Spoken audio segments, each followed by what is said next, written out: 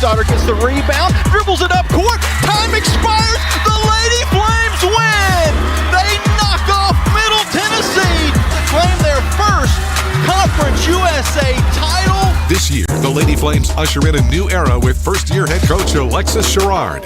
A new leader with the same winning mindset. We will compete with passion, we will play with discipline, and we will carry ourselves in a way that honors the university's mission and values. Get ready for all the thrilling moments and jaw-dropping plays. Over to Eisenstatter for three. Got it! Now to Bo, and she has her shot blocked off of her and out of bounds by Stout. Rebound Eisenstatter, and her putback goes in. Nice backdoor pass on the bounce to Stout. Beautiful offense by the Lady Flames. Liberty Lady Flames basketball is on the air.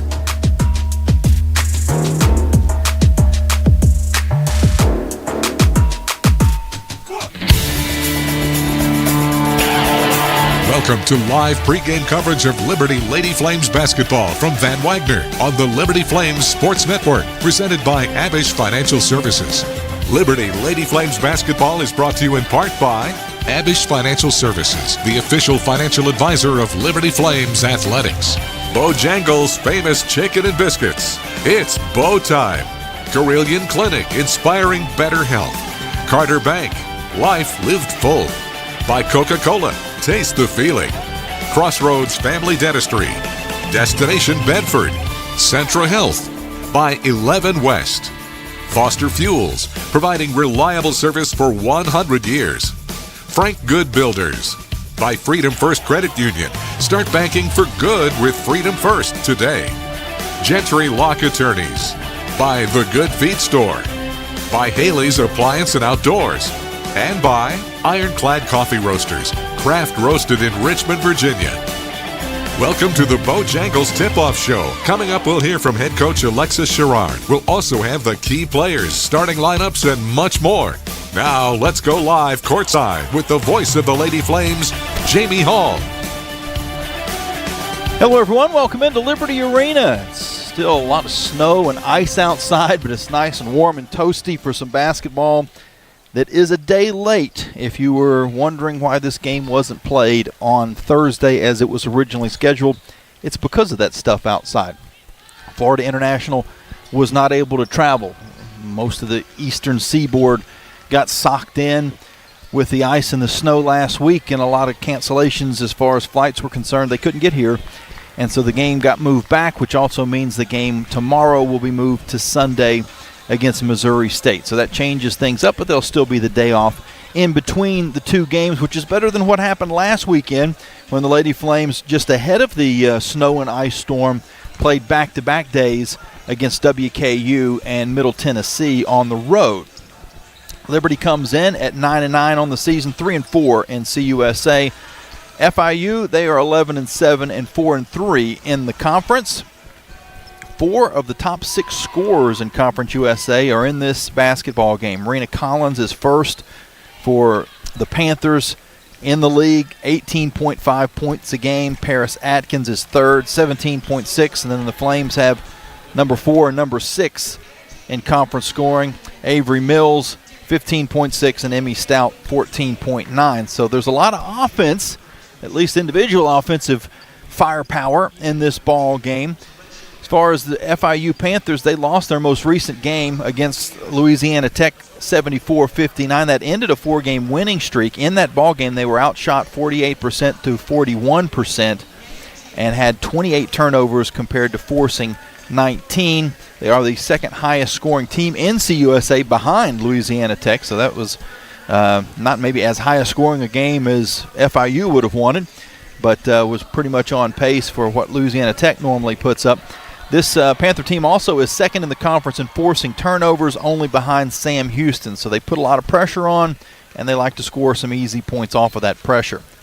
The Flames have lost 4 of 5, including a loss at Middle Tennessee. Last time out, 63-54. They won the previous night at WKU, 55-53. Our Foster Fuels Who's Hot is Elizabeth Eisenstatter. She is coming off of her first ever career double-double in that game against Middle Tennessee. She had 12 points and 11 rebounds. The series recap, this is the 5th overall time these two teams have matched up. The Flames are 3-1, and they have won 3 in a row. Our Abish Retirement Keys podcast, Keys to the Game, brought to you by Abish, the official advisor for Liberty Flames Athletics. You can find the Retirement Key podcast on Apple or Spotify. And we've kind of talked about it already. Keep the turnovers low. Don't give up easy baskets on the other end. And the Flames need to get on the glass. Both these teams are good at rebounding. The Flames want to be able to get some second chance points off of those offensive rebound opportunities. There will be a little bit of a shakeup in the starting lineup for the Lady Flames, and also some good news on the injury front. We'll talk about all of that a little bit later on when the pregame show brought to you by Bojangles continues on here on the Liberty Flames Sports Network from Van Wagner. It's Liberty and FIU coming up just after the top of the hour. It's bow time. Carolina legends aren't born. They're handmade, only in Bo's Real Southern Kitchen. It all starts with fresh, never frozen chicken marinated for 24 hours in a flavor-packed blend of bold Southern seasonings. Then we hand bread and fry it to crispy, juicy, mouth-watering perfection. That's not just any chicken, that's the Carolina legend. Order some Bojangles and taste what everyone's been craving since 1977. It's bow time. At Carter Bank, we believe life is best lived full of opportunities and dreams, of goals achieved and promises kept. We've been creating opportunities for more people and businesses to prosper since 1974. That means great local lending, convenient access to your money, accounts and guidance that make it easier to get more done. We are Carter Bank, the preferred community bank of Liberty Flames Athletics. Visit carterbank.com to learn more. Member FDIC, Equal Opportunity Lender. Hey, Flames fans, Gentry Lock is fired up to join in the excitement this season. Gentry Lock Attorneys knows it's all about preparation, precise teamwork, and a competitive spirit for the hard-fought wins. We've got that down. With our fierce drive to succeed, uncommon thinking, and extensive resources, Gentry Lock helps businesses thrive. We are downtown at 801 Main Street, and we serve the Commonwealth and beyond with offices in Roanoke, Richmond, and Norfolk. All the ways Gentry Lock can help clients succeed is waiting for you at gentrylock.com. At Carilion Clinic, the success of their employees is based on a culture that welcomes them and nurtures their growth. As the largest nonprofit employer west of Richmond, Carillion's team members are always learning and forever curious. Carilion is more than a healthcare system. It's a team of unique individuals doing what matters most, caring for the community. Visit CarillionClinic.org/careers and search their opportunities. Come join 13,000 employees who are Carilion proud. Game day isn't the only adventure. Find yours in Bedford, Virginia, just down the road, but a world away. Explore seasonal events, cruise the Blue Ridge Parkway, or hike the peaks of Otter. Enjoy outdoor fun at Smith Mountain Lake or play world-class disc golf. Home to the National D-Day Memorial and packed with small-town charm. Bedford has it all. Plan your visit and see the event calendar at DestinationBedfordVA.com. That's DestinationBedfordVA.com. You're listening to Lady Flames basketball from Van Wagner on the Liberty Flames Sports Network, presented by Abish Financial Services. We're walking you up to game time with the Bojangles Tip-Off Show. Pre-game coverage continues now with the thoughts of Lady Flames head coach Alexis Sherrard, presented by Rogers Heating and Cooling. That have the most success consistently. So,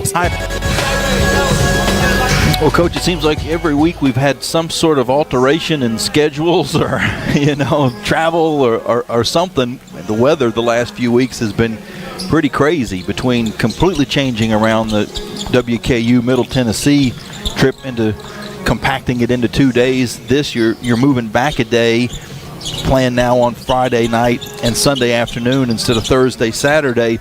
But I'm sure your staff and the ladies have kind of gotten used to it. They probably could just roll with anything at this point. Yeah, I think this time of year you have to be flexible. Obviously, having played back-to-back last week, Friday, Saturday, or Thursday, Friday, forgive me, this Friday, Sunday gave us an additional day of rest, so it was actually a plus for us. But yeah, just with regards to change, being flexible, our ladies, they're great. They roll with the punches, so I think they're excited to play.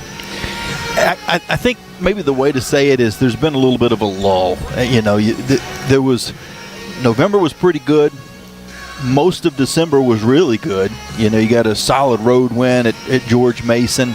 The Hawaii tournament, you know, that didn't go the way that you wanted. And then conference has been kind of up and down. You've had some good moments and you've had some bad moments. Is it safe to say that coming into this year with so much turnover and such a young group and players that weren't used to getting starter minutes, getting them all of a sudden, that this lull wouldn't have been shocking if it would have happened in December, that it's almost kind of, you may have, you know, played yourself into higher expectations than maybe the ceiling would have even been, the expectation would have been coming in, considering so much change? Yeah, oh, absolutely. I mean, having lost our 4 seniors, 4 upperclassmen, I think early on it was a pleasant surprise just with regard to the success. I think there was some inconsistencies, but, you know, once you hit conference, you know, this is a very good conference. Everyone knows your players, your sets, and I think the teams that have the veteran players, the experienced players, usually those are the teams that have the most success consistently. So obviously with our youth, you know, I knew we'd be dealing with inconsistencies, so that's what we're really trying to minimize, those inconsistencies, just trying to put a full 40 minutes of a good game together to result in a win. As you can tell, I was kind of reaching for the right way to even ask that question, because I didn't want it to seem negative, because there's a lot of talent out there. Absolutely. You've got a lot of talent on your team. It's just not everybody was used to the roles, and you figured it was going to take some growing pains, and maybe those growing pains were a little bit delayed. It's kind of like when you get that good workout in and you feel good the next day and you go, okay, I'm not sore, and it hits you the day after. Right. that delayed soreness kind of kicks in. But you've got a talented roster, but do you feel like everybody's still, even at this point, kind of learning their roles some? Absolutely. I mean, I don't think it takes just 10 games. I think it could take, you know, a good couple of months for people to embrace their role, to get used to their role, because going from reserve minutes to, you know, maybe 30 minutes, that's a huge adjustment. That's a huge adjustment. And like I said, come conference play, you know, everyone, you know, they know your strengths and weaknesses, and if you're not ready to really strap it on and really be ready to go for at a high level, because there's a certain level of intensity that it takes to be successful. And we're definitely learning. We're moving. I think we know it. We're just inconsistent with it. I think that's the better way to put it. So I think the ladies know what it takes. They just have to be consistent with it for a full 40 minutes. Florida International, the team you're playing tonight, they've kind of had a few of those little ups and downs, some lulls and some great stretches as well. They're pretty talented. They certainly got some talented individual players, but they'll also get after you on defense as a group. Yes, I mean, Jessica does a great job. Everyone knows she brings a lot of athleticism, quickness, a lot of pressure, 94 feet at times. They rebound well, so we'll have our hands full. We got to take care of the basketball. We obviously have to rebound, which is for every game, but we'll have to handle the pressure and try to get them in a half court. I think we may have an advantage just with regards to size. I think we'll be able to execute, but we definitely need to take care of the basketball. Ortho Virginia injury report. I know I always save it for last, and I'm sure there's some fans that say, ask him about Efi already. Why haven't you asked him about Efi? How's she doing? Is she going to be back with us? She is back with us.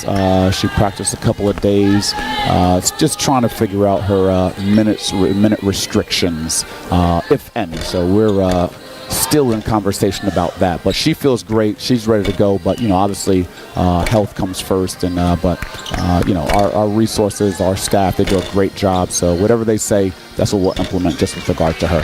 Sounds good, Coach. We wish you the best. Okay, thank you, Jamie. Head Coach Alexis Sherrard will be back with the relevant law tip right after this. You're on the Liberty Flames Sports Network from Van Wagner, presented by Abish Financial Services.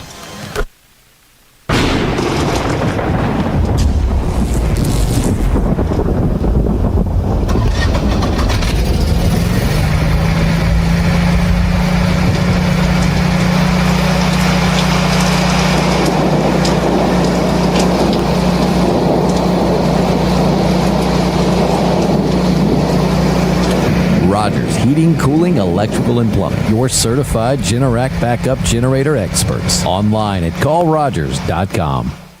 Thousands of our teammates make and deliver 300 of the world's best brands and flavors. Locally. From the heartland to the coast, in big cities and small towns. Our products are moving, and our trucks are rolling. We share a passion and a purpose, and we love to refresh and serve our communities. We are Coca-Cola Consolidated, your local bottler. Frank Good Builders is a proud supporter of the Liberty Flames. Frank Good Builders and its partners design and build beautiful custom homes in the Lynchburg and the surrounding areas. From designing a plan to picking out fixtures, Frank Good Builders works with you to design and build your truly custom dream home. Frank Good Builders can be reached at 434-238-3710 or frankgoodbuilders.com. The light from a star can take millions of years to reach Earth. So when you look at a star, you're looking back in time. But I see the future. I see exploration and courage. I see my country finding new horizons out there. And I see giant leaps making a comeback. I see myself. The future is where I'll make history. This message is brought to you by the United States Space Force. More information is available at spaceforce.mil. Turn up the heat. Foster Fuels is a proud partner of Liberty Athletics. Fostering warm moments for 100 years, Foster has been providing exceptional propane and gas services throughout Central Virginia and surrounding areas. From propane to fireplaces and tank installs to tankless water heaters, Foster does it all. Visit fosterfuels.com or download the app to order fuel, pay your bill, and more. Get the customer service you deserve and turn up the heat with Foster Fuels and the Liberty Flames. This broadcast of Liberty University Athletics is authorized under rights granted by Liberty University to Van Wagner Sports and Entertainment and is intended solely for the entertainment of our listening audience. The accounts, descriptions, and broadcasts may not be transmitted in any form without the express written consent of Van Wagner Sports and Entertainment and Liberty University Athletics. The announcers are selected by the Liberty Flames Sports Network and approved by Van Wagner Sports and Entertainment. It's time for Liberty Lady Flames basketball. Mills for three. Boom! Avery Mills from downtown. Athene hesitates, penetrates, puts it off the bank and in. Your defending Conference USA champions. Iastarter gets the rebound, dribbles it up court. Time expires. The Lady Flames win. They knock off Middle Tennessee to claim their first Conference USA title.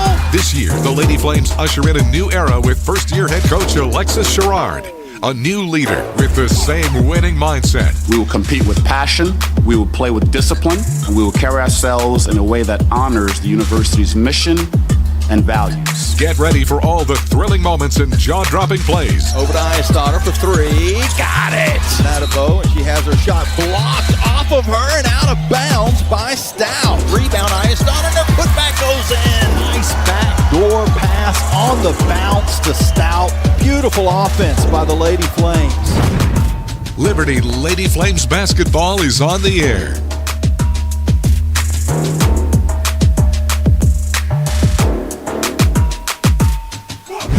It's game time. Lady Flames basketball from Van Wagner on the Liberty Flames Sports Network, presented by Abish Financial Services, is brought to you by Larry's Tire and Auto Repair, providing preventable maintenance, repair, and service at multiple locations and at larrystireservice.com. By the Liberty Bookstore, the official online store of Liberty Athletics. Lynchburg Nissan. By Peary Family Dentistry. Rogers Heating and Cooling, servicing Greater Lynchburg's HVAC and electrical needs. Segra, offering customized business technology solutions. Learn more at segra.com. By the United States Space Force. And by Thompson Brooks Insurance, planning today for tomorrow. Now let's go courtside for the call of the game.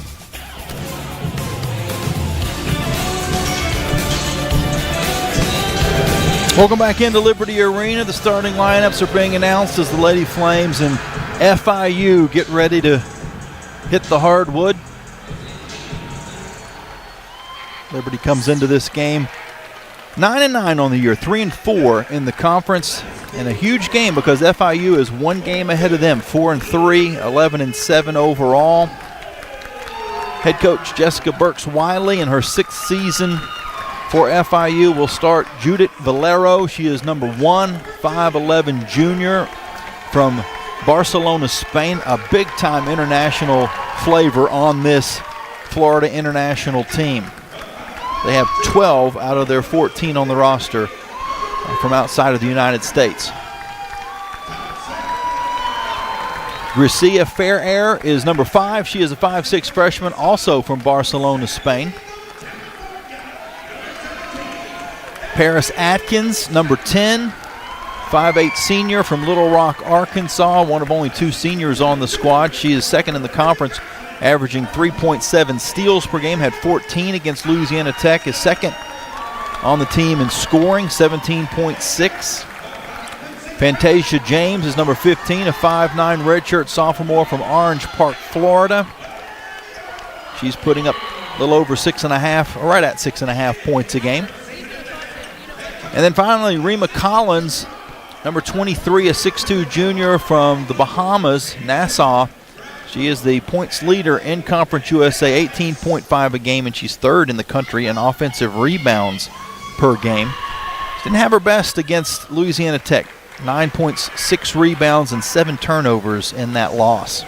For the Lady Flames, they have shaken the starting lineup up a little bit. Avery Mills, number 1, 5'9" sophomore from Lynchburg, Virginia, leads the team, averaging 15.6 a game, had 11 against Middle Tennessee. Jakayla Thompson will be alongside of her in the backcourt running the point. Number 3, 5'8" junior from Louisville, Kentucky by way of Boston College.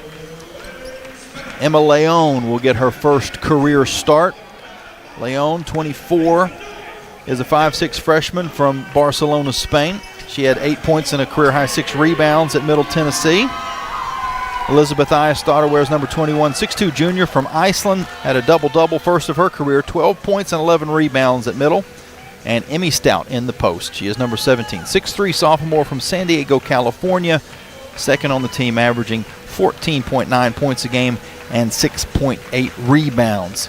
Ify Nwabi is back in the lineup, or I should say back available, but not in the starting lineup for the Lady Flames. And those starters brought to you by Lynchburg Nissan, home of the million-mile warranty. The Lady Flames in the white uniforms with red numbers, FIU in the dark blue unis with white numbers. Panthers have some gold trim. The Lady Flames have some baby blue trim mixed in. We're just waiting for television to give us the thumbs up, and we'll be ready to go. It's a Friday night game, originally scheduled for last night, but because of travel issues for FIU was moved to today. The opening tip is won by the Panthers. They will go from right to left here in the first half. On this first offensive possession, they get it on the interior, a nice feed to Collins, and she's able to score. Liberty trails 2-0. The assist to Paris Atkins. Jakayla Thompson running the point for the Lady Flames. Up top to Eyestaughter. She picks up her dribble, goes near wing to Leon. Leon's going to drive baseline and kick across to Thompson in the corner to a wide open Mills for 3, but off the back heel of the rim, and the rebound is secured by the Panthers.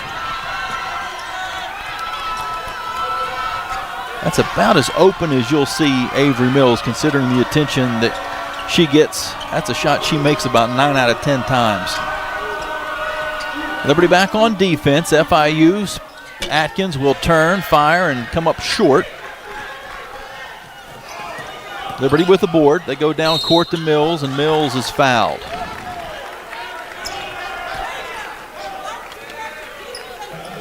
Not in the act of shooting, so the Flames will put it in play on the baseline.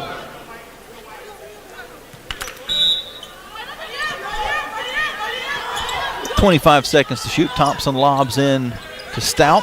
She's guarded by Collins. Now outside to Leon. Fake the 3, drives to the basket, floats in, but comes up short on the shot attempt, and FIU gets the rebound. Collins will bring it up court herself. Far side corner to James. Her three-pointer is off, and the Flames get the board. This FIU team on the season only shoots 29% from 3, and the Flames, as I say that, turn the ball over. Unforced giveaway. Liberty's averaging 18 turnovers a game. FIU forces 25, but they also give the ball away 21 times, so they're susceptible to the turnovers that they're so good at forcing. 2-0 Panthers. They've got the ball back with 15 seconds to shoot. Dribbling on the near wing is Fair Air. Now over on the far, on the drive is Atkins. Her shot comes up short on the layup attempt, and Liberty with the rebound. Thompson back the other side. She'll kick it out to Leon. Leon will drive, kick back to Eisdottir for three. Got it. Elizabeth Eisdottir from 3rd Street, and the Flames take their first lead.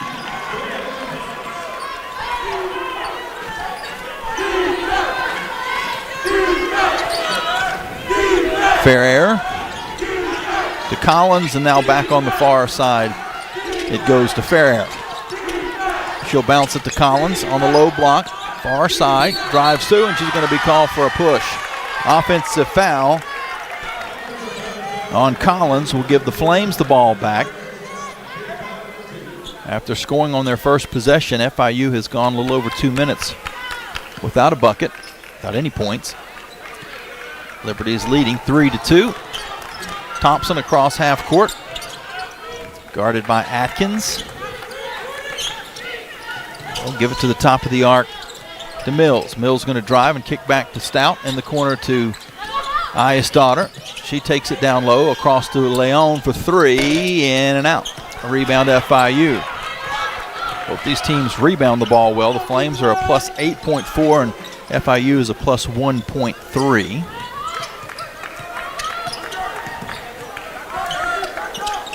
Pass on the far side of the court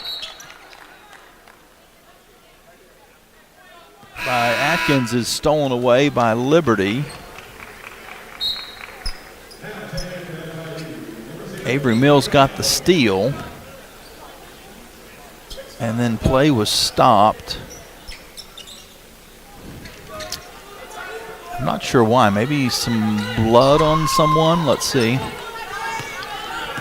Fair Air checked out of the game for FIU, but doesn't look like she's receiving any attention, so I'm not sure exactly what happened there. Liberty with the basketball. They lead 3-2. Mills drives and then tries to pass it on the near wing to Leon, and it hit the stanchion behind the basket. So Liberty with the turnover. Both teams 1 of 4 to begin this basketball game. And 2 turnovers. Danica Lightbourne has checked in for FIU. She gets it down low. And the ball goes out of bounds to Liberty after the missed shot.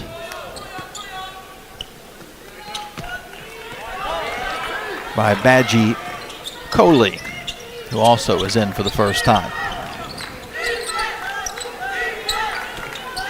This is a PA announcer's nightmare, these two teams playing. Flames with the basketball. Thompson to Eisdottir, inside to Stout. And Stout's going to be called for a traveling violation. I don't know that she ever had control of the basketball. The pass was kind of bobbled. I don't know that she ever had it. It was kind of, I think maybe the Flames caught a bad break there. Either way, it will be FIU basketball. Liberty will bring in Ify Nawabi for the first time. Also Claudia Athene, who's coming off the bench today. Her first time that she's been available that she hasn't started this season. Back the other end, driving to the hoop is Valero, and she may have gotten away with the traveling violation and then drew the foul. Officials for today's game, Kara Segi, Corey Malone, and Chris Markey.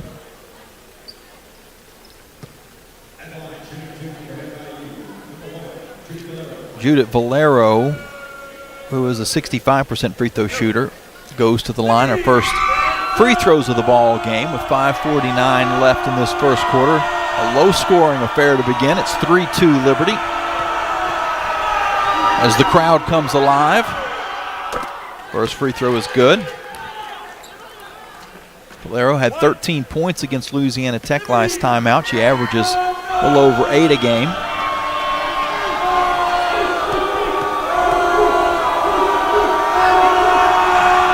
Second free throw comes up short, and Liberty gets the rebound. Now it's loose on the floor and tied up. The Arrow will keep it with the Flames.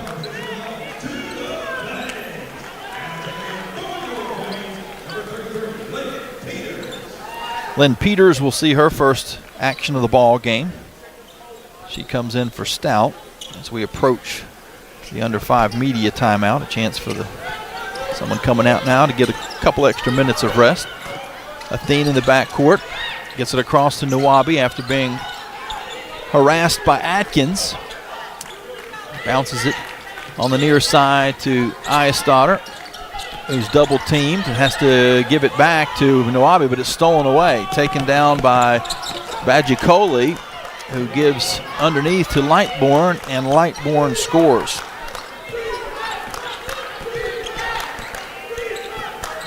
Two-point lead for FIU, 5-3. And they do force a lot of turnovers. Flames in a little trouble on the offensive set. They do get the pass across to Mills. Mills for three, short, and the rebound is tipped and controlled eventually by Collins. She's going to bring it down court herself. Drives all the way in, initiates some contact, no call, missed the shot, and the Flames get the board. Good defense by Lynn Peters. Liberty down to Mills. Mills drives along the baseline. She cuts through. Nice move, but missed the shot. Nawabi with the rebound, has her put back blocked by Collins, and FIU comes away with the ball. They lead 5-3, and we are due a media timeout, the next dead ball. Denica Lightbourne goes far wing to Valero, and her three-pointer is good. Valero 19 of 69 from outside the arc coming into this basketball game. She leads them in three-point makes. Flames Peters on the inside with the basketball, and she's tied up. The Arrow will put it back to the Panthers. They're up now by 5, 8-3 with 4 minutes even to go in the first quarter. We'll take a break and be back after this here on the Liberty Flames Sports Network from Van Wagner, presented by Abish Financial Services. Every great athlete knows the final minutes of the game are where champions are made. Whether it's the last inning, the fourth quarter, or overtime, every move counts. One smart play can seal the win, and one mistake could cost it all. Fumble! The same can be said for retirement. I'm Abe Abish, founder of Abish Financial Services. Those last 5 to 10 years before you retire, that's your final stretch. At Abish Financial, we can help build a game plan for taxes, healthcare, and income for the years ahead. Call us for your customized retirement playbook, 571-406-4411. If you're over 59 and have $500,000 or more of investable assets, we can create your plan complimentary. 571-406-4411 or visit abishfinancial.com. Investment advisory services offered through Abish Financial Wealth Management, LLC, a registered investment advisor firm. Insurance services offered through Abish Financial Services, Inc., licensed in Virginia. John Barkley loves Tuesday nights with his pals. You guys ever seen a perfect game? Here we go. A night when scores made aren't nearly as important as friendships kept. Get out your phones. Gonna be epic. So he doesn't miss a night. John counts on Sentra to keep him healthy and at his best. Perfection begins now. Start your video. Oh. Delete your video. Like and share. Sentra, caring about folks like John. Now back to Lady Flames basketball from Van Wagner on the Liberty Flames Sports Network, presented by Abish Financial Services. 8-3 FIU. The Panthers currently on a 6-0 run. During that time frame, actually a little bit more than just that time frame. That's been over the last 2 minutes or so. Flames are 0 of their last 4 field goals and have 4 turnovers during their 4-minute scoring drought. Liberty is 1 of 7 from the field, 1 of 4 from 3. 5 total turnovers, and they forced 2. Rebounding is 7-5 in favor of Liberty. Valero's 4 points leads the way. Iastarter with the only points for Liberty in the ball game, having hit that three-pointer earlier on. Flames will play Missouri State on Sunday now. Again, this was originally to be Thursday night and Saturday afternoon. It's Friday and Sunday because of the travel issues. And Missouri State had some similar problems, and their game against Delaware that was supposed to be last night is being played tonight as well. So no advantages or disadvantages there. Everybody's playing the same schedule. And we're back underway here in Liberty Arena. Panthers with the basketball. They lead by 5. This is the largest lead in the ball game for either team. A down low pass gets into the hands of James. James scores and draws a foul. So she'll have a chance to get a three-point play out of this.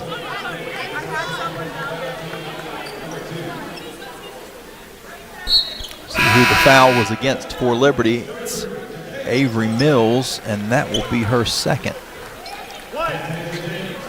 So only 2 fouls called against Liberty, but both of them against Mills. Collins and Valero each have a personal foul for FIU. Free throws off the mark, but the rebound goes out of bounds off of Liberty, and so it's going to stay with the Panthers.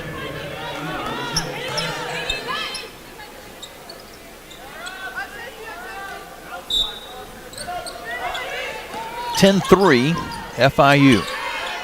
And bounce comes around to fair air, and we're going to get an offensive foul called underneath against Baggi-Coley. Adama Baggi-Coley from Mataró, Spain, by way of Casper College.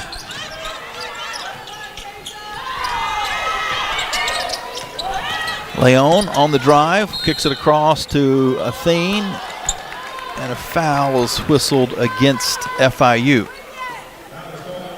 It was on the pass, so Liberty will inbound with 20 seconds to shoot. 3:27 on the game clock here in the first quarter. That foul was on Baggi-Coley, which is her second. So Mills for Liberty and Baggi-Coley for FIU with 2 in the early going. We're going to get an illegal screen on Liberty on the inbound. Ife Nawabi picks up the personal foul. Ife in her first game back after missing some time with an injury. Flames still down 10-3. FIU with the basketball. Three-pointer near wing from Atkins is good.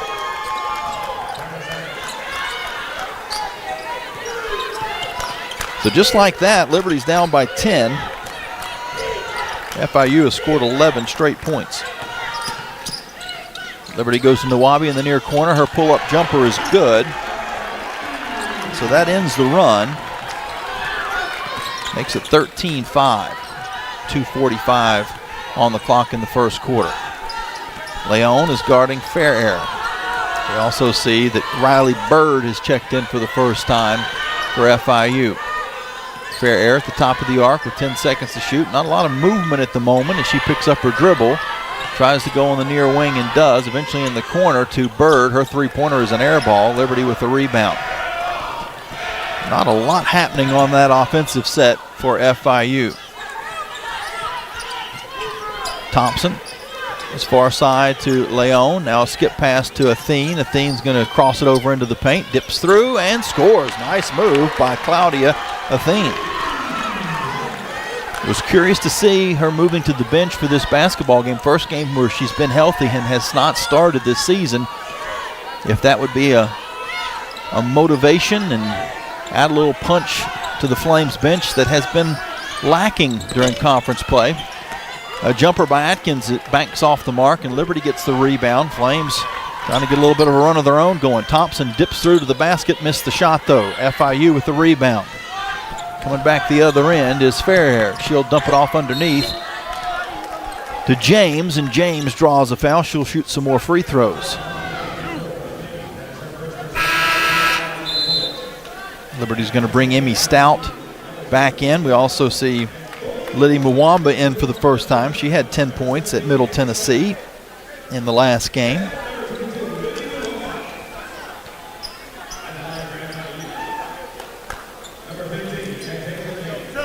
Fantasia James, 65% free throw shooter. Makes the first. James with 3 points in the ball game. FIU ends a little mini run that the Flames had put on. Scored 4 straight points. 15-7. Panthers up. Flames on defense. Iastadter near side to Leon. Leon's going to dribble to the near wing and then kick a pass across to Thompson. Thompson for 3, in and out. And the rebound goes through the fingertips of Stout and picked up by Fairair. She brings it the other way for FIU. Taking it in on the drive is Atkins. Her shot comes up short, and Leon gets the rebound for Liberty. Under a minute to go in this first quarter. 45 seconds to be exact. Leon drives, kicks to Iastadter for 3, near wing. Good! Elizabeth Iastadter with her second bomb of the game. She's got 6, and the Flames cut it down to 5. Didn't quite play 2 for 1. There's shot clock and game clock are about even. So FIU can hold if they choose to do so. Dribbling at the top of the arc is Fairair with 10 seconds to shoot. Now on the near wing to Atkins. Atkins drives, has her shot blocked by Stout, but it goes out on the far wing to James. Her shot comes up short, and the Flames get the rebound as time expires. So a good defensive stop for Liberty. We'll see if that can be some momentum heading into the second quarter. After trailing by as many as 10, the Flames have cut it down to 5. 15-10 as we head to the second frame here on the Liberty Flames Sports Network from Van Wagner, presented by Abish Financial Services. What's important isn't that Freedom First has been in business since 1956. What's important is how we've been doing business since 1956. Since day one, we have been accountable to our members, not stockholders. We make loans that cost less, offer savings plans that pay more, and give back to our community, and that hasn't changed. What has changed is our ability to serve you with more locations and more technology to simplify your financial life. Freedom First. It's a place where anyone in our region can bank for good. Are your feet preventing you from living life? Hi, I'm Jonathan Cotton, and you may have heard my Good Feet story, how I love my arch support so much that I bought the store. Since then, thousands of customers have found relief from foot, knee, and back pain. I love to hear their stories of walking, running, and just enjoying their new life pain-free. Don't let foot, knee, or back pain keep you from living the life you love. Come into the Good Feet store for your free fitting and test walk. Visit goodfeet.com for the location nearest you. We look forward to seeing you soon at the Good Feet store. 11 West is a proud sponsor of the Liberty Flames. 11 West specializes in apparel screen printing, embroidery, sew-on, and flat printing. From the design phase with their graphics arts team to the finished product, 11 West collaborates with each client to craft custom apparel and promotional products. For more information, visit 11west.com, call 540-639-9319, or stop by their location at 6598 New River Road in Radford. 11 West, outfitting America in logo wear.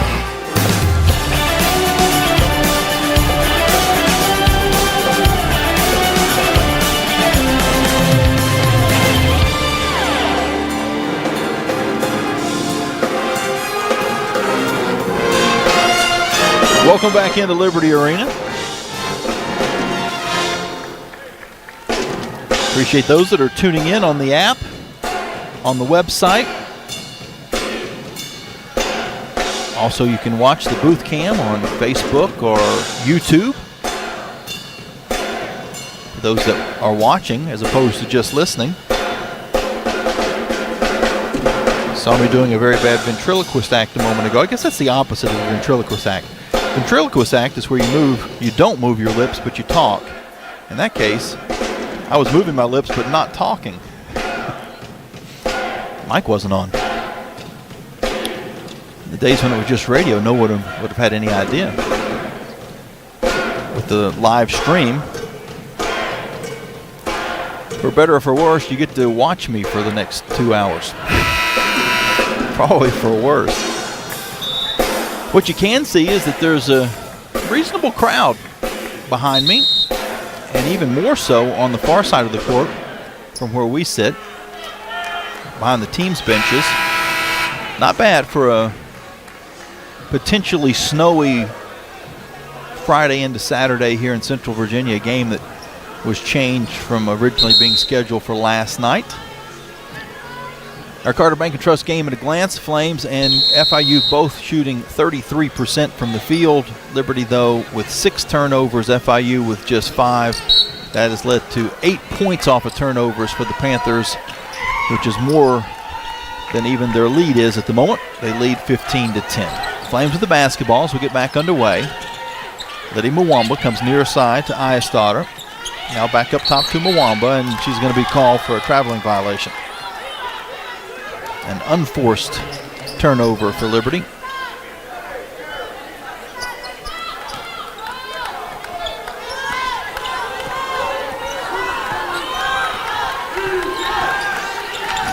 FIU's back on offense. Their leading scorer, Rima Collins, will drive through on the left side. She missed the shot. The Flames get the rebound. Stout was contesting it. Thompson in the backcourt being harassed by Lightbourne. She gets it across the timeline with a couple seconds to spare, but then her pass is stolen away by Collins, and Collins will dribble down and lay it in. So more points off turnovers and fast break points for FIU. You don't want turnovers, but a traveling violation like we saw 2 possessions ago is okay. Then it's an inbounds. In the run of play that gives easy points is not what you're hoping for. Liberty on offense. Thompson's going to drive and kick out to Leon. Leon dribbled it off of FIU and out of bounds. FIU could challenge. They were pretty upset about it on the far side, but when both officials agreed that it went off of the foot of the FIU player, Coach Jessica Burks-Wiley did not use the appeal. We're going to get a foul on the inbounds. A hold is called against FIU. I mentioned Rima Collins scoring that last fast break basket. She's got 4 points in the game. She leads the conference with 18.5. The transfer from Ole Miss, still with a year of eligibility left after this, and she has been very, very successful in this FIU offense. Thompson to Mwamba. Mwamba waits for some movement and gives it back outside to Thompson with 8 seconds to shoot. She's going to drive through, and her layup is off. Great move to get to the basket, was all alone, but missed the lay-in. Now back the other way, a foul's going to be called against the Flames. Ayestadter picks up the personal. Avery Mills picked up 2 fouls in the first quarter, hasn't played since then.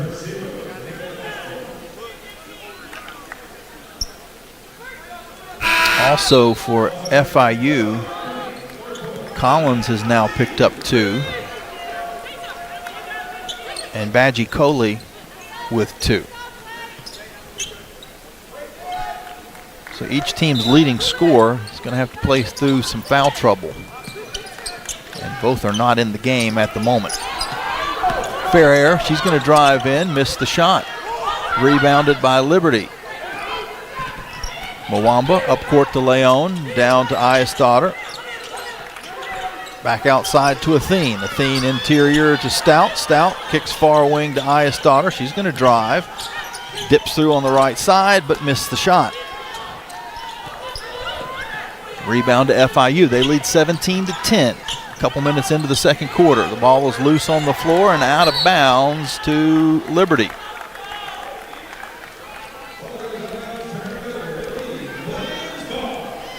That'll That'll be the 4th turnover for the Panthers. The Flames have 8. Liberty is shooting 29% from the field, 4 of 14 and 2 of 6 from 3. FIU not a bunch better, 33% from the field, 2 of 5 from 3. Athene at the top of the arc to Eyestadter. She's open for 3, but there's going to be an offensive foul called against Stout.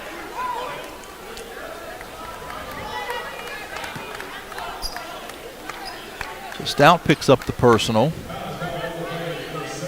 and that's 2 on Stout. So just like we saw in the Middle Tennessee game, just a ton of fouls called and some leading scorers and highly productive players for both teams having to play through that foul trouble throughout most of the game. 3-pointer on the near wing by Atkins is good, and she's pushed it back out to a 10-point lead. That matches the largest of the game so far for FIU. Liberty's back on offense. Athene's pass near side is picked off by Atkins. Telegraphed. Atkins down court. Will give off in the interior to Lightbourne, who's fouled, and will shoot 2 free throws. Mills with the 2 fouls will check back into the game. Nawabi also will return. Stout with her 2 fouls stays in the ball game. Eyestadter and Athene, the other 2 for the Flames.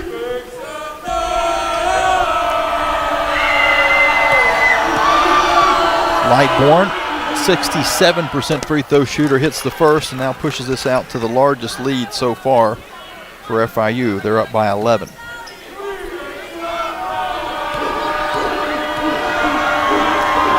Second free throw is also good. Rattles at home. 12-point Panther lead, and the Flames' offensive woes continue here. Only 10 points. 13 minutes into the ball game. Athene almost lost it. She gets it back to Eyestadter, who dumps to Stout. Stout goes up with the left hand, and she draws a foul. The Flames will shoot their first free throws of the evening. Emmy Stout doing the honors, who is a 61% shooter on the year. For every free throw the Lady Flames make this season, Food Lion will donate 100 meals to local area food banks to help our neighbors in need this winter. To the Food Lion Feed Score to Give More campaign. First shot is off by Stout. Stout has yet to score in the game, hasn't taken a field goal attempt yet. Since that one didn't count, considering the foul. She missed both free throws. FIU with the rebound. They're going to push it back quickly the other way. Ferrer, her shot is in and out. The rebound is controlled by FIU's James. She'll reset it on the outside to Atkins, who lost the basketball. Gets it back somehow out of the pack, and it goes around to Ferrer. 10 seconds to shoot as she drives baseline. Nothing for her. Her pass to James is picked off by Stout, and the Flames control. Again, this FIU team forces a lot of turnovers, but they do give the ball away a lot too. 21 giveaways, 24 forces. The Flames go back up court to Nawabi. Her three-pointer far wing is good. They're going to call it a 2. I think they did signal that they'll take a look at this later, but as it sits right now, a 2-point basket by Nawabi. Her first point since returning into this basketball game.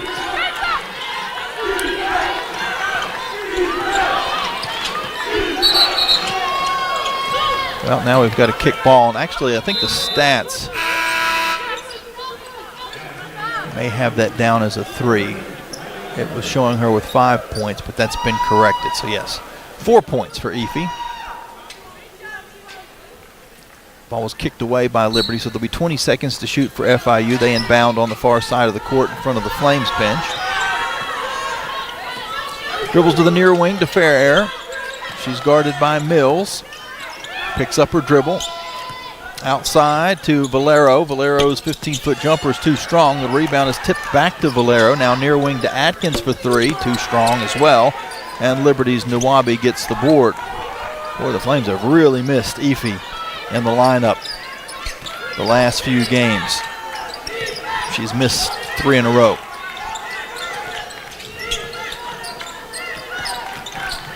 Prior to today. Liberty on offense, trailing 22-12. Mills on the far wing with 5 seconds to shoot. Going to have to hurry. Crosses it along the baseline. Dips under. Floats to the basket. Missed the shot. Got her own rebound and sticks it in. Definitely not the traditional way for Avery Mills to score baskets, but you'll take offensive rebounds wherever you can get them. It's back to an 8-point game. 22-14 as we're due a timeout. The next dead ball. Valero. Athene on her. Down to 10 seconds to shoot. It comes up top to Ferrier. Down to 5 as she goes back near side to Valero. Her three-pointer is good. That hit the back rim, went about 3 or 4 feet in the air and fell back through. 25-14, FIU with the lead. That is their 4th made three-pointer of the ball game. The Flames throw it away. Liberty with the turnover. Panthers come back the other end. On the near side, James. Back eventually to Ferrier. The 5'6" freshman from Barcelona will run the offense. She drives in. It's cut off. Kicks to Valero. Her three-pointer is short. And we're going to get a rebounding foul called against Liberty. Eisdottir picks up the personal. And FIU will hold on to the basketball. 3:50 until halftime. Flames are trailing by 11. They've been down by as many as 12. And they have to stay on the defensive end when we return to play after that personal foul against Eisdottir, which is her second. So she joins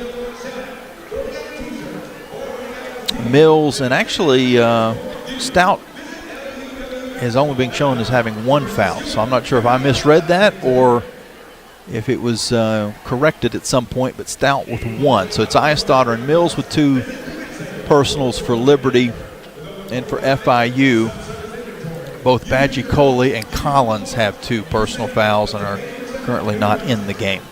So we'll take a break and be back after this. You're listening to Liberty Flames Sports Network from Van Wagner, presented by Abish Financial Services.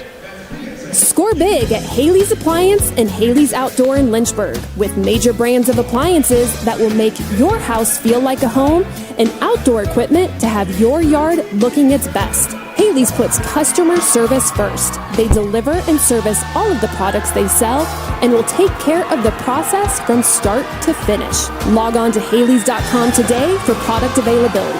Haley's Appliance and Haley's Outdoor in Lynchburg is a proud sponsor for Liberty Flames Athletics. Move those coffee chains, Flames fans, and go local. Central Virginia's own Ironclad Coffee Roasters and Baking Company is the premier coffee partner of Liberty Athletics. Pay them a visit at one of their cafes in the Richmond area or at the Richmond International Airport. They'll also ship their specialty grade coffee straight to your door. Visit ironcladcoffee.com. That's www.ironcladcoffee.com to check out the coffee Flames fans are talking about. Bring in the new year with a new vehicle from Lynchburg Nissan. We make buying simple and easy. And right now, Lynchburg Nissan is offering up to $10,000 off MSRP, 0% for 60 months on multiple models, and up to 130% of fair KBB for your trade. Get up and get on over to Lynchburg Nissan while the best selections are still available. And don't forget, Lynchburg Nissan is home of the 1 million mile warranty. Stop by, call, or visit lynchburgnissan.com now. lynchburgnissan.com. You're listening to Lady Flames Basketball live on the Liberty Flames Sports Network from Van Wagner. Now, back to the game.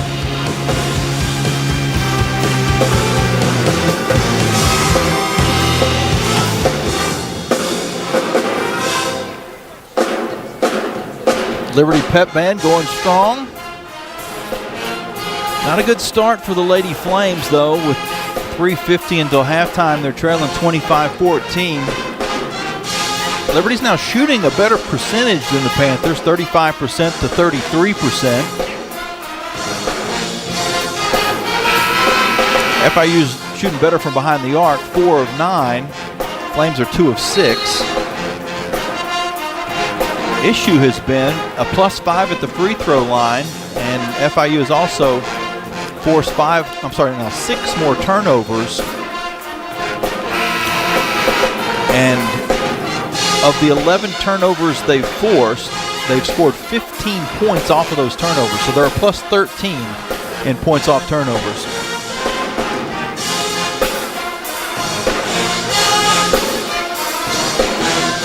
So after the foul on Eyestaughter, it will be FIU basketball as we get back underway.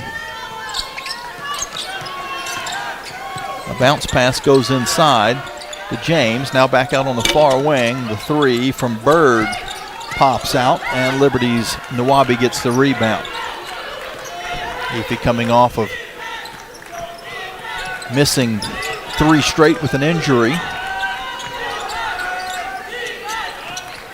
Thompson on offense for Liberty. Dribbles in front of the Flames cheerleading staff. Now passes it out to Mills. Mills' three-pointer is good. Avery Mills drains the tray, and that is just what the doctor ordered for Liberty.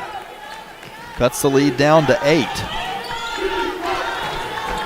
Mills with 5. FIU scoring on the goal to our left. Goes in the middle to Atkins. Atkins kicks to Fairhair.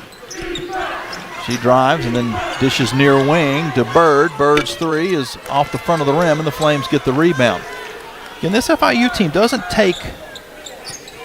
make a ton of threes. They actually make less than their opponents do, around 5 a game, which isn't a horrible number, but just not. They're not a super high volume three-point shooting team. As the Flames, Nwabi will go down low, and she's going to be called for a traveling violation. That is turnover number 12 against Liberty. The lead holds at 8. 25-17 with 2:34 remaining.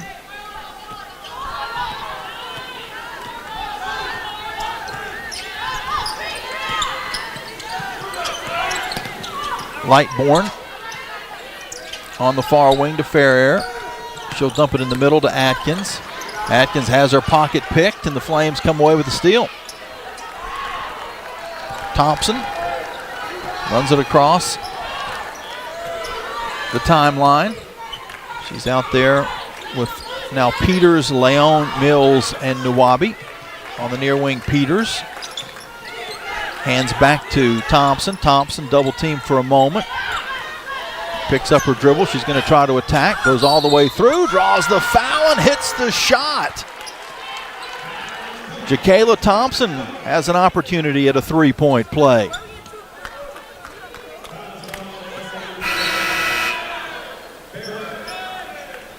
We'll see who that foul was against for FIU.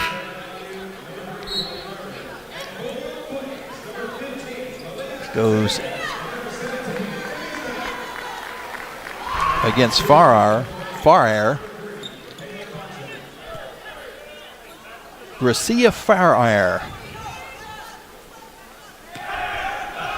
And I misspoke. She is not from Barcelona, Spain. She is from Balladona, Spain. She picks up her first personal. Thompson hits the free throw. And Liberty has made this now a 5-point game. 6 straight Liberty points. A minute 30 here in the second quarter. FIU goes on the interior. Cutting to the basket was Valero. She takes a bump and will shoot 2 free throws.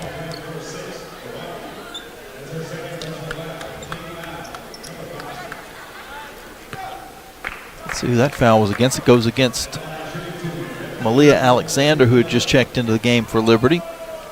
5'7" redshirt freshman from Burlington, Kentucky, picks up the foul. Valero's first free throw is good. That ends the 6-0 Liberty run.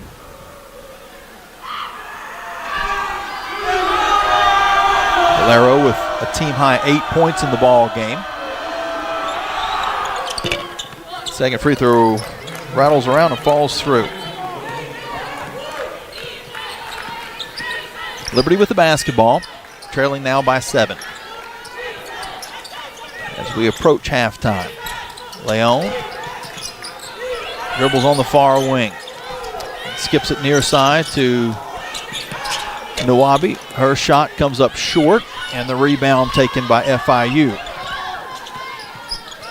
They did take a look at that shot that Efi took earlier in the game to see whether it was a 2 or a 3, and they did confirm that it was a 2.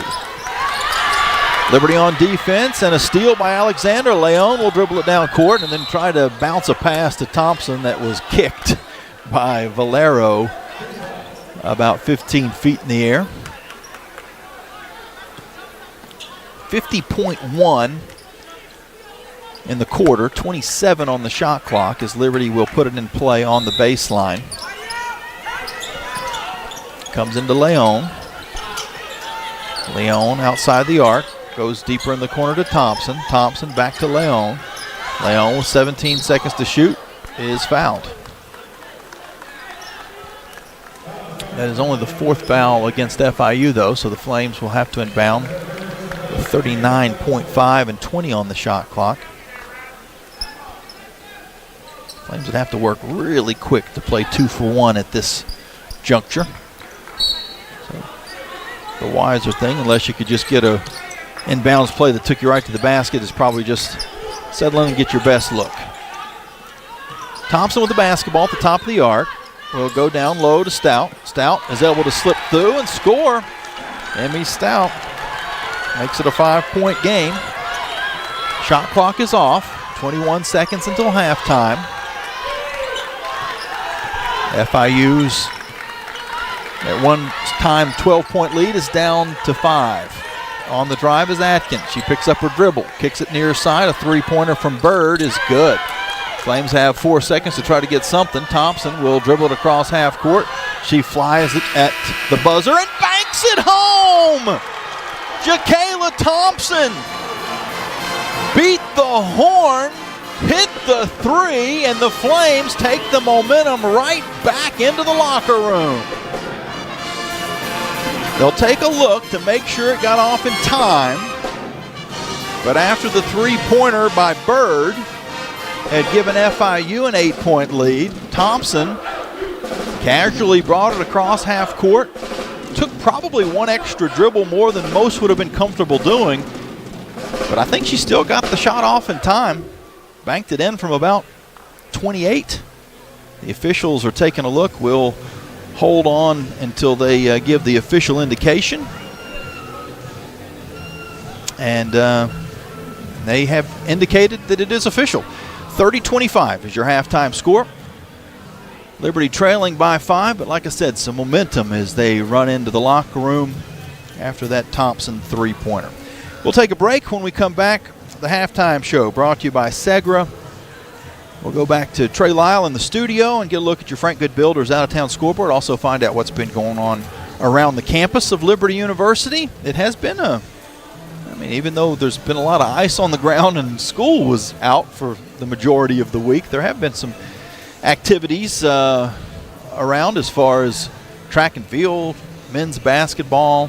I'm probably forgetting something else. I think swimming is still in the midst of their season. So we'll find out what's going on from around campus and around the country during the halftime show.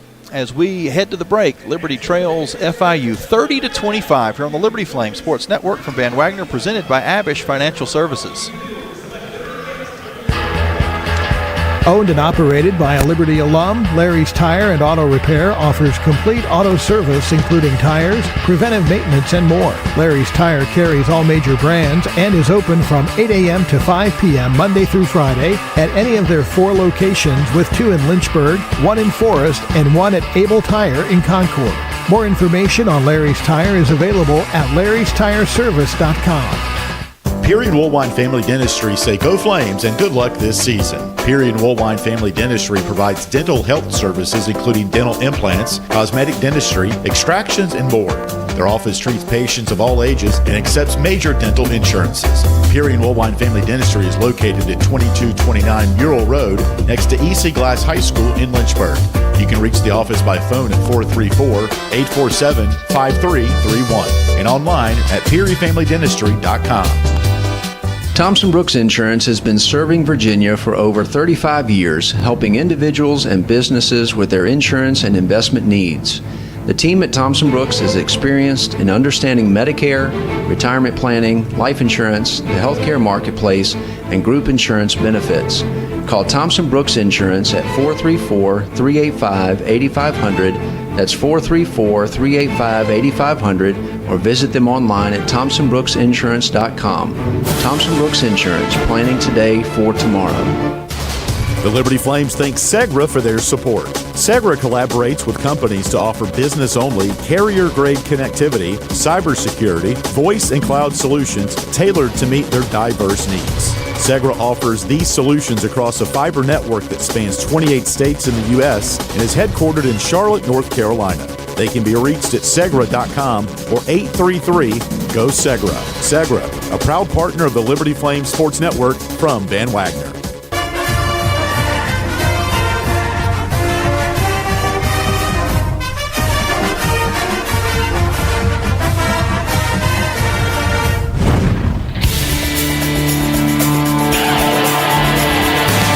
First half is history. Now it's time for the Lady Flames halftime report, powered by Segra. Segra offers customized business solutions. Learn more at Segra.com.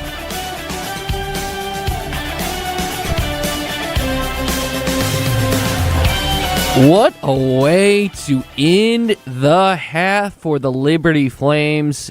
Jacayla Thompson with the big three right before the buzzer.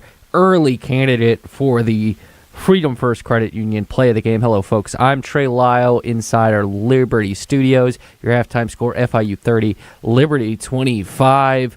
But first, before we get to what's going on with the Liberty Flames on the men's side as well, and later on we will get more stats and highlights from this game as we head back to Liberty Arena a little bit later. Jamie Hall will have the first half statistics for you. But first, let's update you about scores around the country with the Frank Good Builders out-of-town scoreboard.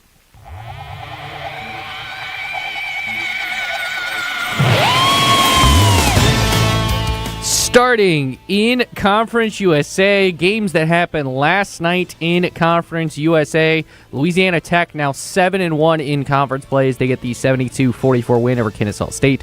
Sam Houston got it done over Jacksonville State 70-51. As for the games going on right now in Conference USA at the half, Missouri State 39, Delaware 19. Of course, Missouri State the next opponent for the Lady Flames on Sunday. For you here, of course, the Liberty Flames Sports Network. As for the top 25 in women's college basketball, number 19 Princeton currently trailing Columbia 60-53 with 5:49 left in that one, and number 5 Vandy falls to number 17 Ole Miss 83-75 earlier today. As for some finals from yesterday in women's college basketball, these were on Thursday. Number 3 South Carolina defeated Auburn 81-51. Number 4 Texas defeat Florida 88-68. Number 6 LSU over Arkansas 92-70. Number 70 Louisville defeated Stanford 84-66. USC upsets number 8 Iowa 81-69. Number 9 Michigan defeats Indiana 95-67. Number 10, Oklahoma defeats Texas A&M 85-58. Number 11, Ohio State over Wisconsin 81-58. Number 12, TCU defeats Kansas 79-77. Number 13, Michigan State defeats Purdue 86-65. Number 15, Tennessee is upset on the road at home, over Mississippi State. They fall to Mississippi State 77-62. Number 20, Duke now is 10-0 in the ACC as they defeated Miami last night 74-58. Number 24, Alabama defeated number 23, Georgia 68-53 in a matchup of two top 25 teams. As for the men's side, starting in Conference USA, all these scores are from Wednesday and Thursday. Starting with Wednesday night, Jacksonville State defeated FIU 78-74. Kennesaw State defeated Western Kentucky 72-69. Sam Houston over Missouri State 80-71. Delaware over New Mexico State 73-64. And Louisiana Tech defeated UTEP 69-59. As for the scores on Thursday, that was the Liberty Flames. They were the only team in action against Middle Tennessee. We'll talk about that game a little bit later on and their win. As for the top 25 in men's college basketball, only two games tonight. Number 21, St. Louis takes on Dayton, and a top 10 matchup between big rivals in East Lansing as number 3 Michigan heads on the road to number 7 Michigan State in a battle of top 7 teams in the Big Ten. 2 big rivals. Fun game for you. That's set to tip off in about 5 minutes from now. But when we come back, we'll talk about the Liberty Flames. They had a big win last night. We'll give you highlights as well as break it all down on how Liberty got it done and is now 10-0 in conference play. From Van Wagner, this is the Liberty Flames Sports Network, presented by Abish Financial Services.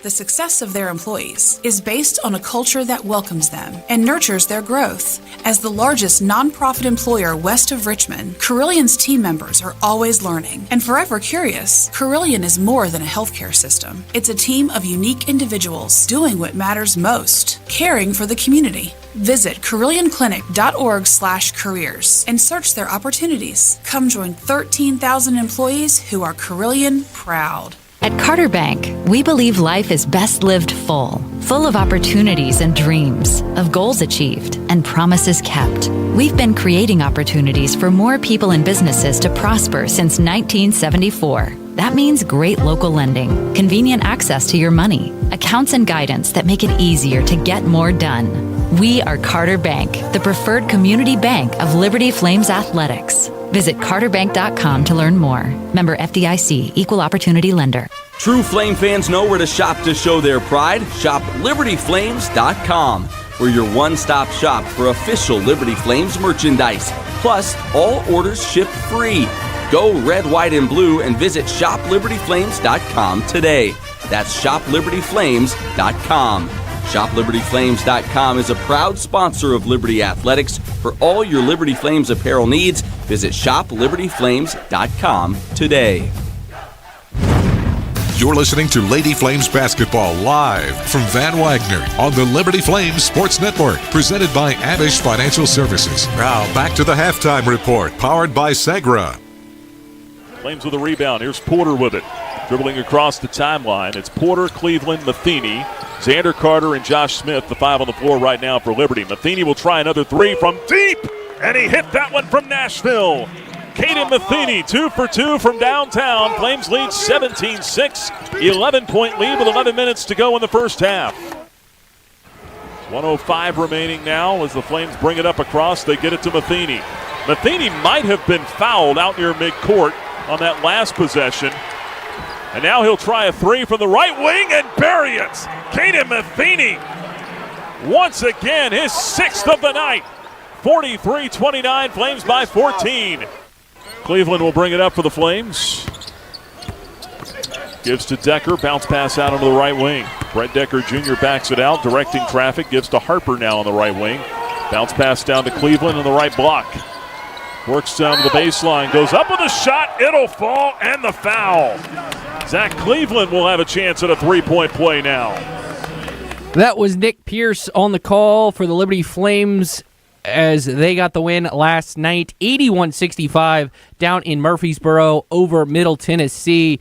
Caden Matheny with a big night, 29 points, 6 of 9 from 3. Those 6 threes all in the first half. Zach Cleveland with 14 points, 9 assists, and 6 rebounds as the Flames are now 18-3 on the season, 10-0 here in conference play. As we welcome back inside our Liberty Flames studio. Trey Lau here, your halftime score for the Lady Flames. They are trailing by 5, 30-25 here. We'll head back out to the Liberty Arena in a matter of moments, but also do want to let you know that track is currently at the Brant Talsma Elite Invitational as well, and that's going on throughout the weekend. Men's tennis also has a game with Penn coming up and Princeton. So Ivy League action for the men's tennis team. But let's head back out to the Liberty Arena for the second half. Can the Flames keep up their hot momentum after that 3 by Thompson to end the half? We'll head back out to the Liberty Arena and Jamie Hall after this break. From Van Wagner, this is the Liberty Flames Sports Network, presented by Abish Financial Services.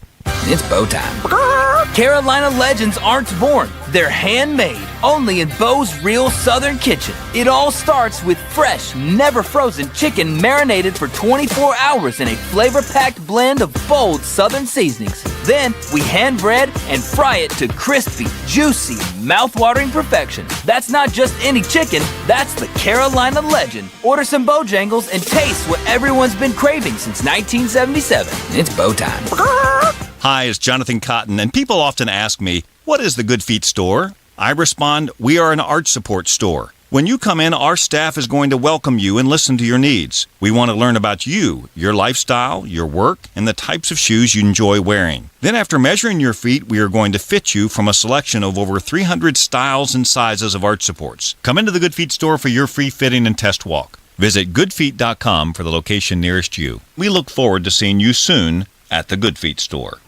Thousands of our teammates make and deliver 300 of the world's best brands and flavors, locally. From the heartland to the coast, in big cities and small towns. Our products are moving, and our trucks are rolling. We share a passion and a purpose, and we love to refresh and serve our communities. We are Coca-Cola Consolidated, your local bottler.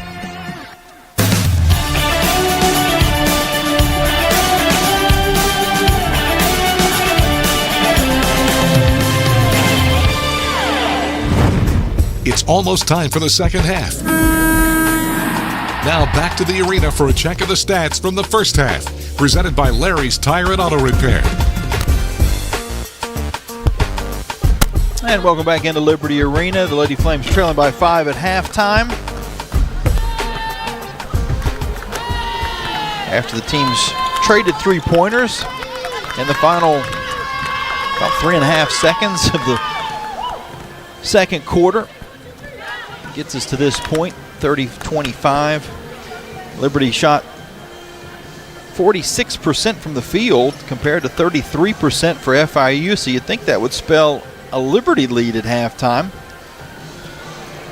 But the Panthers were able to get a +6 at the free throw line, 7-9 compared to the Flames going 1 of 3. They held their own at the three-point line, actually scored more points than Liberty, not as high a percentage, but they went 5 of 12 from 3. The Flames were 4 of 8. And overall, the Panthers were able to take 5 more field goal attempts because of the turnover margin. And the rebounding was fairly even. The Flames had a 17-16 edge as far as boards are concerned, but Liberty with 12 turnovers, FIU with 7. Pretty easy to figure where those extra 5 field goal attempts came from, right directly off the turnovers. Speaking of turnovers, points off turnovers, 15-7 in favor of FIU. Points in the paint even at 8. Fast break points 6-3 FIU. Get to the individual numbers here in just a moment. We are underway. Panthers with the basketball to start the second half. Comes on the near side to Atkins, up top to Ferrer. And she lost the basketball. Liberty comes out with it. Up court to Thompson. Thompson makes the catch, but then shuffled her feet.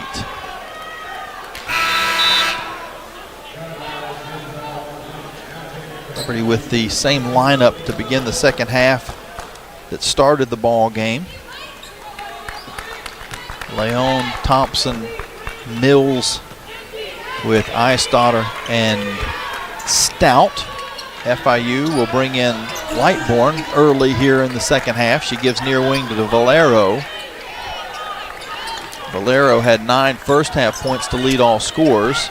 Gets it on the interior to Atkins. She missed the shot, but the rebound goes right into the hands of Collins, who scores.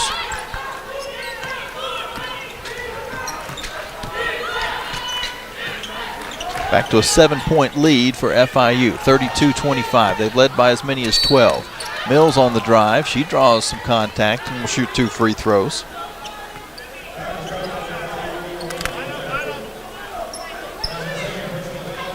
Avery Mills with 5 points in the game. Thompson and Eisdotter each with 6. Nawabi 4, Stout 2. Those were the Flame scores from the first half as Mills hits the first free throw.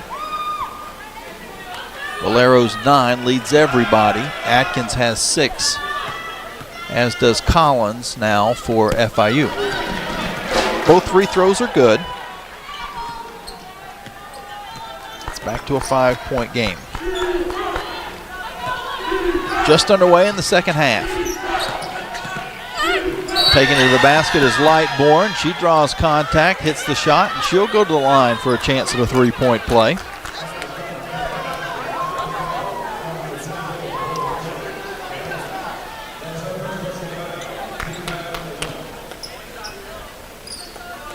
Lightbourne with 6 points, 2 of 2 from the field. Her second trip to the free throw line. This time just one shot, of which she makes. It's back to an 8-point lead. Flames on offense, going from right to left in the home white unis. FIU in the dark blue road uniforms. Mills going to try a three, fading to the side. Boom! Avery Mills right in front of her coaching staff. Gets it right back to a 5-point game. Avery in double digits, first player in this game with 10. Answering for FIU is Valero, and she hits. Right back to an 8-point lead for FIU. Stout up top for Liberty, hands off to Thompson. Thompson's going to drive and then kick back to Leon, who has to retreat near the sideline to pick up the basketball, then drives in but missed the layup. Rebound FIU. They come back the other way. Dipping to the basket is Atkins. And she missed the shot. Liberty with the rebound. Mills across half court. Bounces it to Thompson. Thompson now to Eisdotter, far side to Leon. Liberty down by 8. 2.5 minutes into the third quarter. Thompson gets the ball back on the near side. Up top to Eisdotter to Mills. Mills lobs to Stout. Stout drew a little contact but no call. She kind of got undercut by Valero. Forced her to just sort of fling the ball in the air. It goes off the mark, and FIU comes back the other way, where Collins draws a foul and will shoot a free throw after making the basket. Chance to push this back out to an 11-point lead. FIU has led by as many as 12 in this game.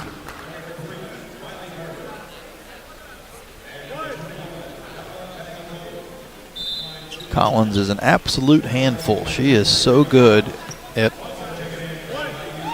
scoring as well as getting on the glass, averaging almost a double-double. She makes the free throw, finishes off the three-point play, and it's 41-30 FIU. Up top to Stout. Stout hands off to Eisdotter, and it's stolen away. Not a very good handoff. Bad exchange between the quarterback and the running back. FIU back on offense. Paris Atkins tripped over the half-court line, and she's got a big smile on her face. Looks like she's all right as the jumper by Ferrer spins off, and the Flames get the rebound.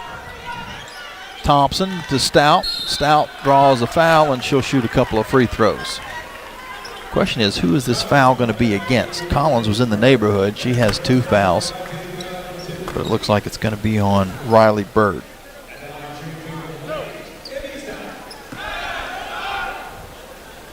That is the first on Bird, and Stout's first free throw is good. 41-31. I did mention that there was some foul trouble in the first half. Collins, Bagicoli, each with 2. Valero now has 2 for FIU as the second free throw is no good. The lead is at 10, and FIU has the basketball. Flames, Eisdotter has now picked up 3 fouls for Liberty. Avery Mills has 2. And we have a steal. Ball is popped loose by Leon. She gets it up court to Stout, and Stout lays it in on the left side. How about that? Your post player out running the break. And give Leon the assist. Flames have made this an 8-point game again.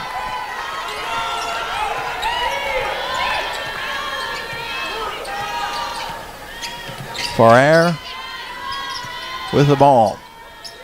Goes far side to Atkins. Atkins in the middle to Collins. Collins dips through and draws the foul. Lowered her shoulder into Stout. But Emmy is just such a strong presence, it didn't really cause her to fall down. I think if it would have been a smaller player, that lowering the shoulder into Stout would have probably caused her to go flying, and it would have kind of highlighted the movement, maybe drawn the offensive foul. But the fact that Stout just stayed still, even through the contact, it was play on, and then Collins drew the foul in the act of shooting and hits 1 out of 2 free throws, and we're going to get a rebounding foul against FIU.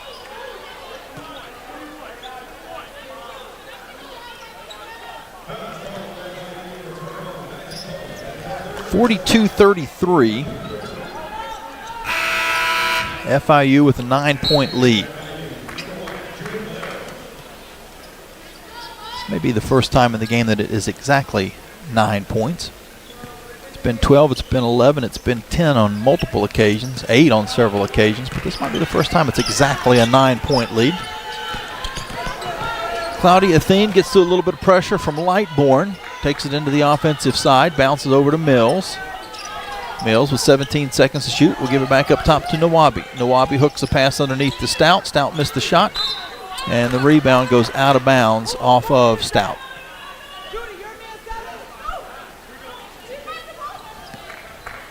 Panthers back on offense. Up 42-33. 5:15 left in the third quarter.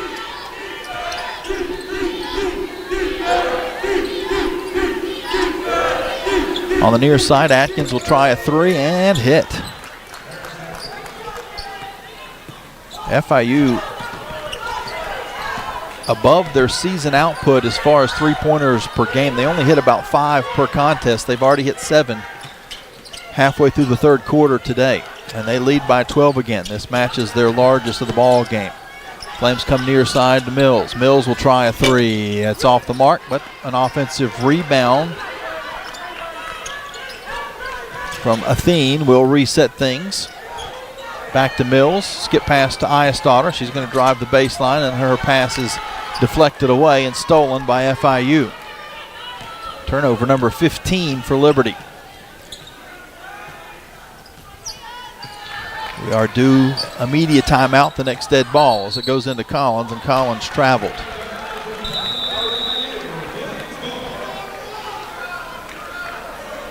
That will bring us to the under 5 media timeout. Coaching staff for FIU wanting an explanation for what was the traveling violation. It wasn't much, but it must have just been a little bit of a side shuffle by Collins that brought about the turnover. I just looked at the replay, and I don't think she traveled. So maybe that break that went against the Flames earlier in the half, they just got it back. 45-33 FIU, 4:14 to go in the third quarter, and we will return with the remainder of this period after this timeout on the Liberty Flames Sports Network from Van Wagner, presented by Abish Financial Services. Game day isn't the only adventure. Find yours in Bedford, Virginia. Just down the road, but a world away. Explore seasonal events, cruise the Blue Ridge Parkway, or hike the peaks of Otter. Enjoy outdoor fun at Smith Mountain Lake or play world-class disc golf. Home to the National D-Day Memorial and packed with small-town charm. Bedford has it all. Plan your visit and see the event calendar at destinationbedfordva.com. That's destinationbedfordva.com.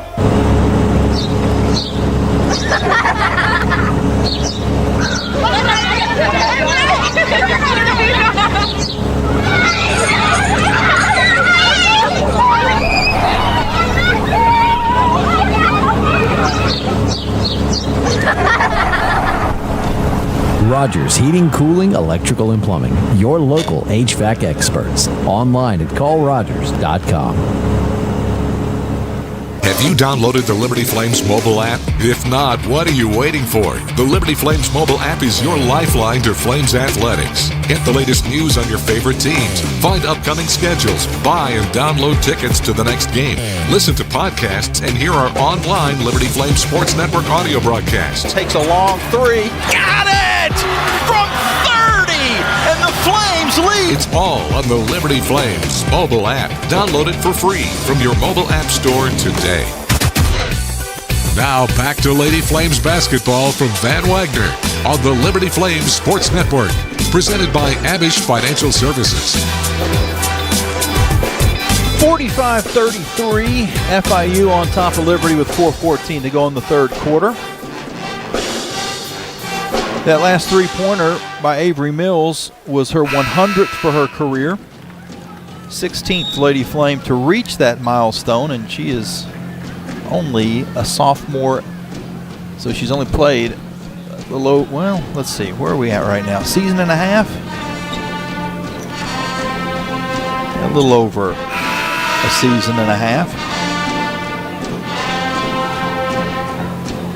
The halfway point of the year would have been 15 games.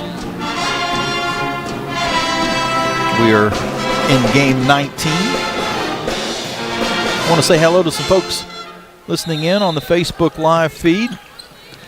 Phillips in Maryland, Roberts in Delaware. Bruce Carey is in Iceland, although I don't think it's really Iceland. I think he's talking about Lynchburg. Nawabi for three. It's off the mark. Peters gets the rebound. Her putback is good. And Lynn Peters will get into the scoring column. Her first points of the evening.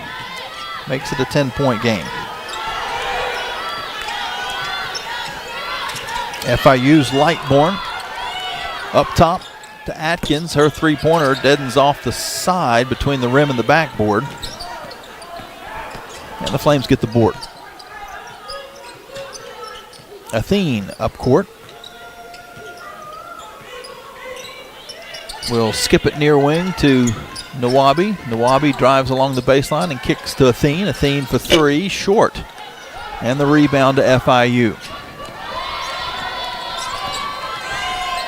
All the way down court is Lightbourne. She'll kick it outside to Valero. Valero now back to Atkins. Atkins drives, but her shot's too strong, and the Flames get the rebound. Up court to Mills. Mills back to Athene. Another three, and too much on it. The rebound is pulled in by FIU, and then Peters is able to knock it loose, and Liberty will regain the possession. Flames are going to take a timeout. 4:48 left on the clock here in the third quarter. FIU leading 45-35. Since this is the first call timeout of the second half, it will also become a media timeout. Gives me a chance to say a couple more hellos before we take a break. Sherry is in West Virginia, watching and listening along. Donna is in Delaware. Kristen is actually in Iceland, unlike Bruce's Lynchburg version of Iceland, which it certainly is. The sleet, and we got a little bit of snow last weekend, and mostly sleet on top of it, quite a bit, up to say 4 or 5 inches of sleet. The first time the sun glistened the next day, it melted that top layer, and it is like an ice skating rink in people's yards, and including mine, some driveways still that haven't been able to be cleared off. So it's still a little bit of an adventure to walk around Lynchburg right now in certain spots. Most of the sidewalks and main roads are cleaned off, and even most of the residential roads. But driveways and yards, you could definitely put on your ice skates and do your best Tanya Harding. Well, maybe not that. Back after this with the final 2:48 of this third quarter, Liberty trailing by 10. Every great athlete knows the final minutes of the game are where champions are made. Whether it's the last inning, the fourth quarter, or overtime, every move counts. One smart play can seal the win, and one mistake could cost it all. The The same can be said for retirement. I'm Abe Abish, founder of Abish Financial Services. Those last 5 to 10 years before you retire, that's your final stretch. At Abish Financial, we can help build a game plan for taxes, healthcare, and income for the years ahead. Call us for your customized retirement playbook. 571-406-4411. If you're over 59 and have $500,000 or more of investable assets, we can create your plan complimentary. 571-406-4411 or visit abishfinancial.com. Investment advisory services offered through Abish Financial Wealth Management, LLC, a registered investment advisor firm. Insurance services offered through Abish Financial Services, Inc., licensed in Virginia. John Barkley loves Tuesday nights with his pals. You guys ever seen a perfect game? Here we go. A night when scores made aren't nearly as important as friendships kept. Get out your phones. Gonna be epic. So he doesn't miss a night. John counts on Sentra to keep him healthy and at his best. Perfection begins now. Start your video. Delete your video. Like and share. Sentra, caring for, caring about folks like John.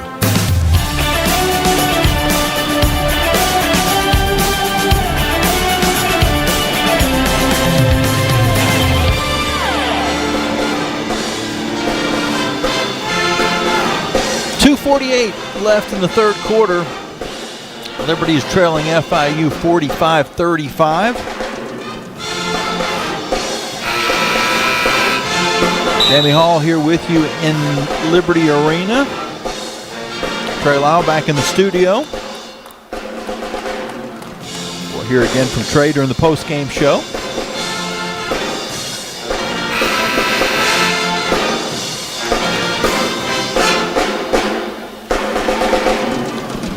Liberty's going to have Eyestadter, Mills, Athene, Peters, and Nawabi as we return to play. Liberty with the basketball. Athene inbounding in front of her coaching staff. We'll get it to Peters. Peters squares to the basket outside the far wing. And we'll hand back to Athene. Athene with the shirt untucked, which is now allowed in women's college basketball. She drives and tries to dump it underneath, but the pass goes astray and FIU comes away with it. Harris Atkins across half court. Lobs to Collins. Collins going one-on-one with Peters. She'll pull up from 16 and shoots an air ball. The rebound is saved from going out of bounds by Athene, but right to the Panthers, which will lead to a three from Atkins. It pops out. Collins gets the board, and she is fouled. Not a pretty possession either way, offensively or defensively, during the last 30 seconds, but FIU does hold on to the basketball, and they'll try to extend what is currently a 10-point lead. They've been up by as many as 12. The Flames led by 1, but that was in the very early going, 3-2. Inbound pass comes around to James. James bounces it to Atkins. Atkins retreats out to the Liberty logo at midcourt. 7 seconds. She'll drive in on Peters and banks it home. She was wanting a foul call. Doesn't get the foul, but does get the basket. And FIU leads by a dozen. Peters off of a screen, is double teamed for a moment, goes back now to Mills. Mills skips a pass near wing. Three-pointer is off the side of the backboard by Leon. And FIU will run it the other way. Atkins underneath to James, and James scores, and FIU now has their largest lead of the evening. An evening that was delayed a day. This game was originally scheduled for yesterday, but because of travel issues that FIU had, was moved to tonight. And the Flames game tomorrow will be Sunday against Missouri State. Mills pull-up jumper from the top of the arc is off the mark, and the rebound to FIU. Both teams shooting 39% from the field. Flames are one of their last 8 and haven't scored in 3 minutes.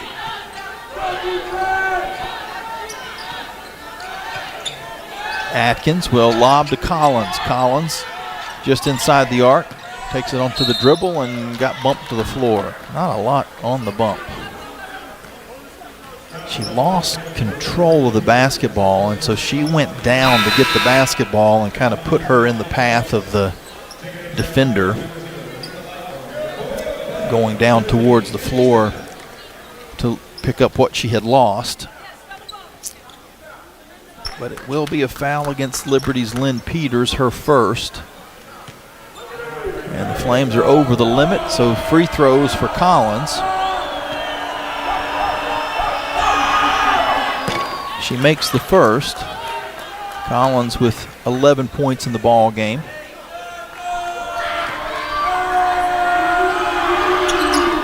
Make it 12.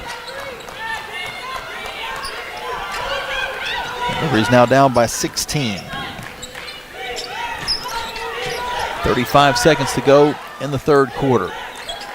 Thompson over on the far wing, guarded by Lightbourne. Picks up her dribble, has to get it back out to Nawabi. Nawabi dribbles and kicks to Leon. Leon will take it into the paint, floats it over the top of Collins and scores. Nice play by the freshman, Emma Leon. She gets on the scoreboard for the first time in her first career start. 9 seconds until the end of the third quarter. Valero traveled with 5.8. The Flames will have a chance to get a little momentum going into the fourth quarter, where they'll also have the basketball to start. FIU going to apply some pressure in the backcourt to try to eat up some of the clock as the inbounds goes to Thompson. Thompson now with 4 seconds across half court, around a screen, dips through, shoots at the buzzer, and banks it in again. Are you kidding me? Jakayla Thompson has a flair for the dramatic when the clock's running down. She beat the buzzer at halftime with a bank shot. She beat it here too. They're going to look to make sure, but it seemed like she got this off in time. I'm going to take one quick look at the replay before we take it to this quarter break and come back with a Carter Bank and Trust game at a glance. FIU did a pretty good job of forcing her into barely getting the space she needed, but I think that was easily in time. If anything, there might have been a tenth of a second on the clock when the ball went through. They're going to look to make sure, but I'm almost positive that's going to count. And the Flames are going to cut this down to an 11-point lead with 5 straight points at the end of the third quarter, and see if they can take that momentum into the fourth, where they'll have the basketball when we come back. You're listening to the Liberty Flames Sports Network from Van Wagner, presented by Abish Financial Services. Turn up the heat. Foster Fuels is a proud partner of Liberty Athletics. Foster has been fostering warm moments for 100 years. Headquartered in Brookneal, Virginia, Foster has been providing exceptional propane and gas services since 1921. Stop by one of our 6 showroom locations across Central Virginia to view our wide range of products. From propane to fireplaces and grills to tank installs and tankless water heaters, Foster has it all. Download our app or visit fosterfuels.com for more info. Move those coffee chains, Flames fans, and go local. Central Virginia's own Ironclad Coffee Roasters and Baking Company is the premier coffee partner of Liberty Athletics. Pay them a visit at one of their cafes in the Richmond area or at the Richmond International Airport. They'll also ship their specialty grade coffee straight to your door. Visit ironcladcoffee.com, that's www.ironcladcoffee.com, to check out the coffee Flames fans are talking about. Frank Good Builders is a proud supporter of the Liberty Flames. Frank Good Builders and its partners design and build beautiful custom homes in the Lynchburg and the surrounding areas. From designing a plan to picking out fixtures, Frank Good Builders works with you to design and build your truly custom dream home. Frank Good Builders can be reached at 434-238-3710 or frankgoodbuilders.com. You're listening to Lady Flames basketball from Van Wagner on the Liberty Flames Sports Network, presented by Abish Financial Services. Now, back to the game. Jakayla Thompson, her first ever career 2 3-point game. She'd only hit 6 3-pointers in her 60 collegiate games before tonight. She has 9 points and has beat both the second and third quarter buzzers with a banked in 3. And And that cuts the FIU lead down to 11, and the Flames will have the basketball to start the fourth quarter. So we take a look at your Carter Bank & Trust game at a glance. Flames shooting 42%, FIU 39%. Liberty 40% and FIU 44% from 3, 6 of 15 and 7 of 16. FIU, though, is a +8 at the free throw line, 12 made, the Flames with 4 made, and Liberty with 4 more turnovers, which have led to a +5 in points off turnovers for the Panthers. Liberty's on offense, 2 hour left, and the home whites with red numbers. FIU in the dark blues with white numbers. Nawabi to Mills. Mills looking postward, instead will skip it across to Leon in the corner to Thompson. Thompson dumps to Stout, now out to Mills for 3. Her shot short, and the rebound goes out of bounds to FIU. That's what Liberty wanted in that spot. Pretty good shot attempt that just came up short for Mills. FIU with their first offensive possession of the fourth quarter. Atkins is cut off, finds Valero for 3. It's off to the left, and the rebound is tipped underneath to Collins, who's fouled and scores. And give credit to Riley Bird. She was the one that tipped that basketball on the rebound to Collins intentionally to,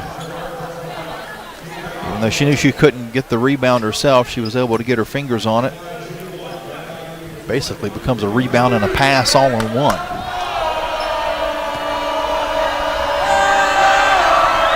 Stout with her third personal foul, and FIU takes the momentum back with that three-point play. They're up 54-40.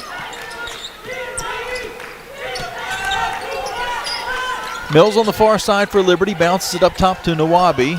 She has it deflected away from her. She retreats back to midcourt to pick it up. She has James on her, gives to Leon. Leon's going to drive and then lob across to Mills, but an offensive foul is going to be called against Leon on the pass. It was Atkins that took the worst of it. She's a little slow getting up, but looks to be okay.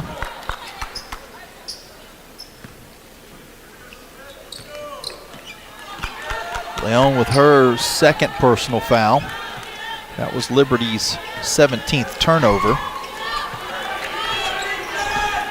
Atkins on the drive for FIU, has her shot rejected. Two-hand rejection by Emmy Stout, out of bounds. That came very close to being blocked off of Atkins out of bounds, but she was just able to get out of the way of the basketball as she went tumbling towards the cheerleaders. On the inbound, it goes to James. Her shot is off, and it last touched the Liberty player out of bounds. So 20 seconds to shoot as it comes to Bird. Bird goes down low to Collins. Collins working on Stout, goes to the right and draws a foul.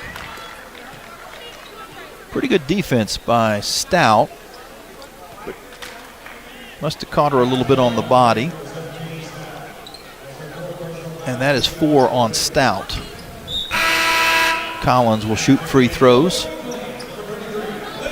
And on that previous play, we were a little shielded from what happened. It was actually Nawabi who blocked a shot that eventually went out of bounds to FIU. Then the inbounds to Collins led to this free throw opportunity.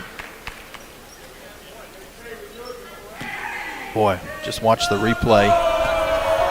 That just looked like good defense by Stout. I'm not sure what more she could have done in that spot. She was pretty vertical. I don't know, unless they got her on the footwork, possibly. But looked like pretty good defense. Free throws are good. It's back to a 6-point lead. Liberty with the basketball. Mills' three-pointer is an air ball, but it goes to Nawabi. She'll reset to Leon. Gets it back out near midcourt. Drives and fires to Thompson. Thompson's three-pointer is in and out. And we're going to get another offensive foul against Leon as she passed it out after the drive. But the contact was still there. So she has 3 fouls now. And FIU will get the ball back, matching their largest lead of the game. They're up by 16. Goes to Atkins on the far side. Now she'll dribble it into the paint and bounce it back. Eventually far side to Valero. Valero with 9 seconds to shoot. Has to give it to Batticoli. Batticoli will take it into the paint and score. 58-40 FIU. 7.5 minutes to go. Thompson for Liberty, drives and kicks to Leon. Now up to Nawabi. Her three-pointer comes up short, but Peters gets the rebound, sticks it back, and draws a foul. Lynn Peters will shoot a free throw. She's got 4 points in the ball game. Perfect 2 of 2 from the field. Flames still out shooting FIU 40% to 39. Panthers with 1 more made three-pointer and 11 more made free throws in the game. Peters makes her free throw. It's 58-43.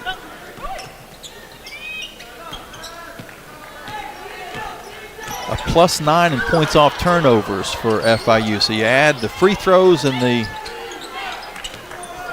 fast break points / points off turnovers that they've gotten have made the difference. Liberty forces a turnover of their own.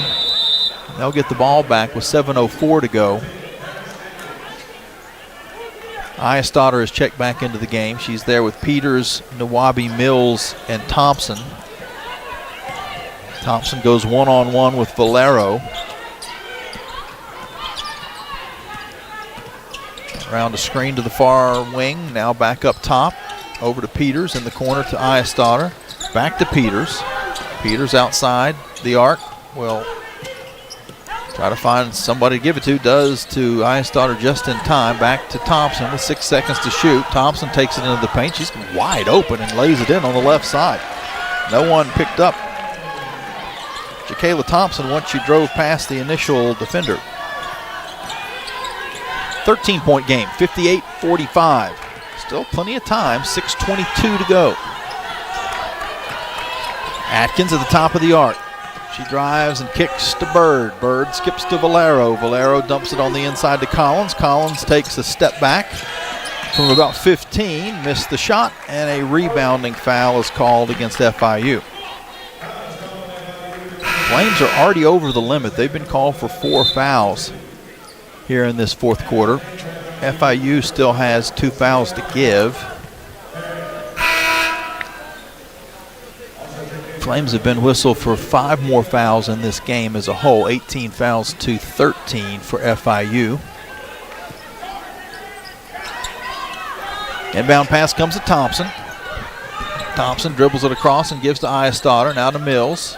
Mills back to Iastadter. Baseline jumper is too strong. The rebound eventually is controlled. Well, actually never is controlled by anybody, but a foul is going to be called against FIU.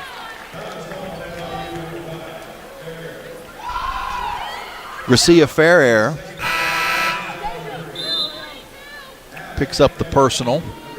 It's her second. FIU still has 1 foul to give as the Flames inbound on the baseline, and there is that foul to give.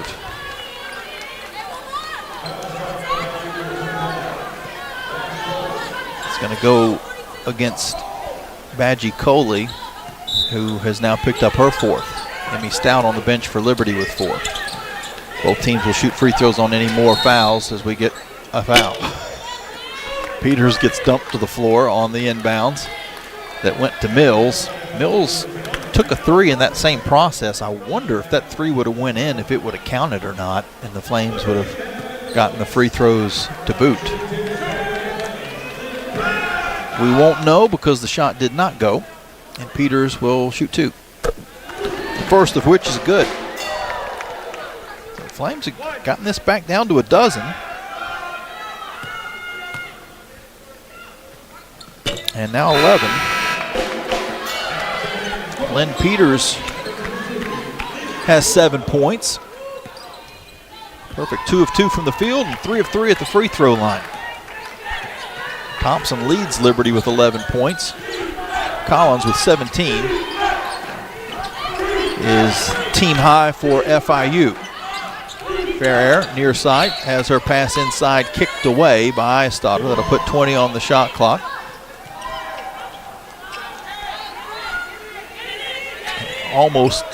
That kickball almost took out one of the cheerleaders. Everyone looks to be okay, though. Inbound pass comes to Collins. Collins lobs it up top to Lightbourne. Cheerleaders need to have numbers as well. Lightbourne's going to drive through. Cross court to Atkins. Her three-pointer's off the mark. The rebound ping-pongs off of some noggins and eventually goes back outside to Ferrer to Atkins, and Atkins scores.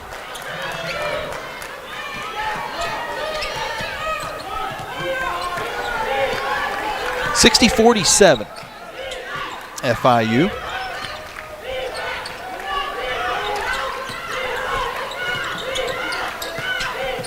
Peters hands off to Thompson. Thompson will drive along the baseline and find Iastadter for three. It comes up short, though, and then the rebound is deflected out, and FIU comes away with it. Lightbourne's going to drive in on Mills, floats it over the top of her and missed the shot. She gets the rebound on the floor, and a timeout is going to be taken by the Panthers, which will be a media timeout.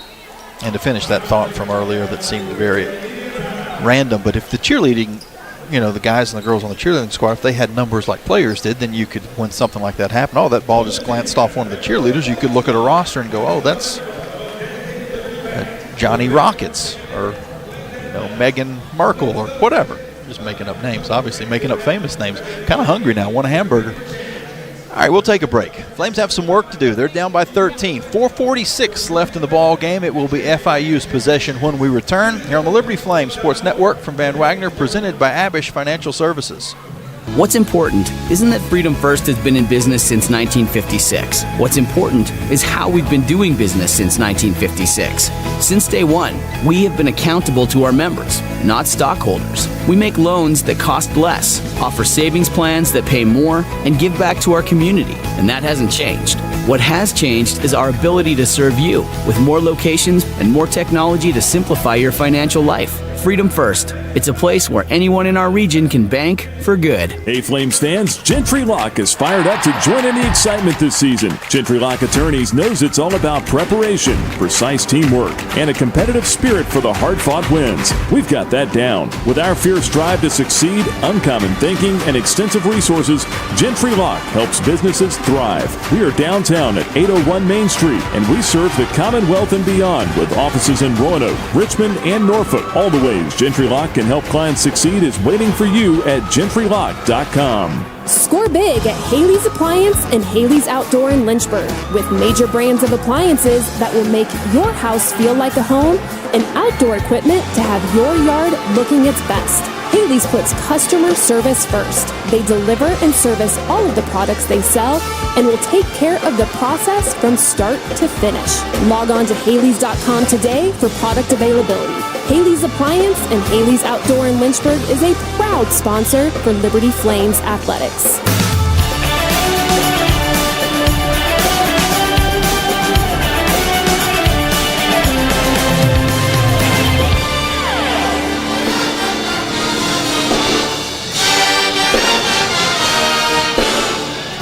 Liberty Pep Band welcoming us back from the break.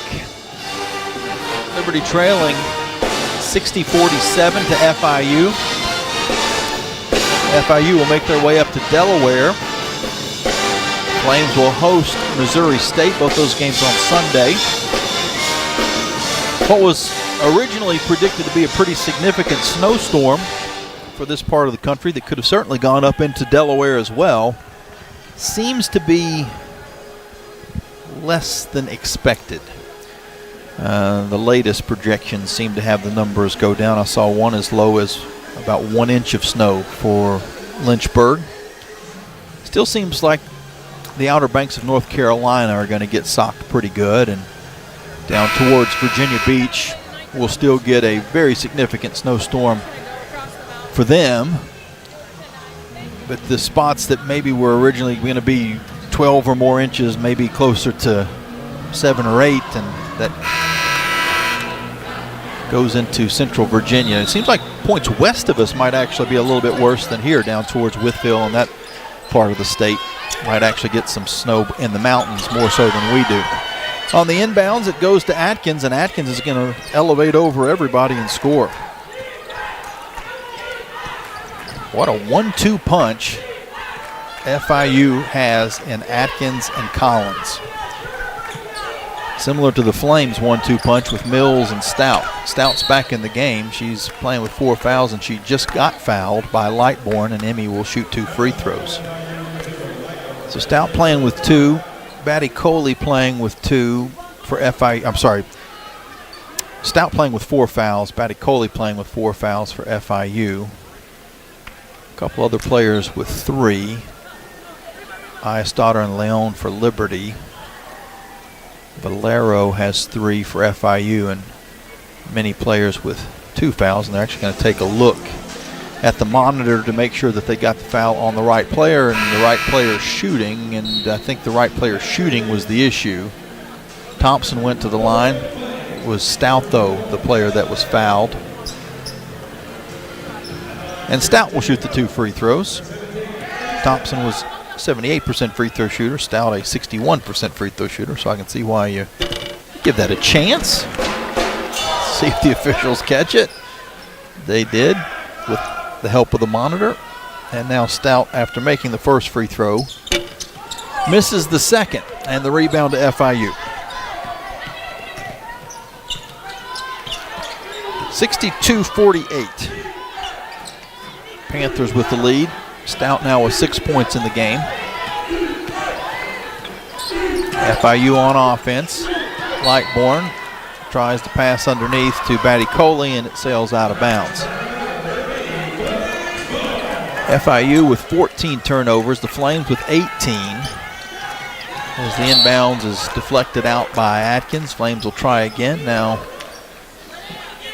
in front of the cheerleaders on the near side of the court along the baseline.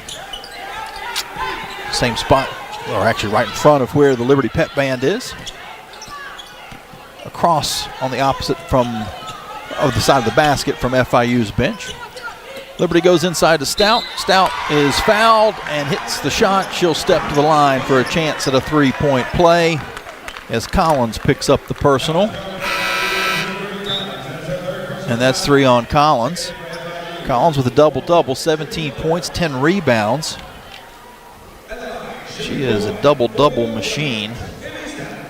Almost averages a double-double. If she got a few more rebounds tonight, she might actually put her average above 10 as far as the rebounds are concerned. She scores more than enough points to be in that range, 18.5. After the made free throw, Liberty's cut this down to an 11-point game, and a timeout will be taken by FIU. It is a 30-second timeout, so we'll keep it here.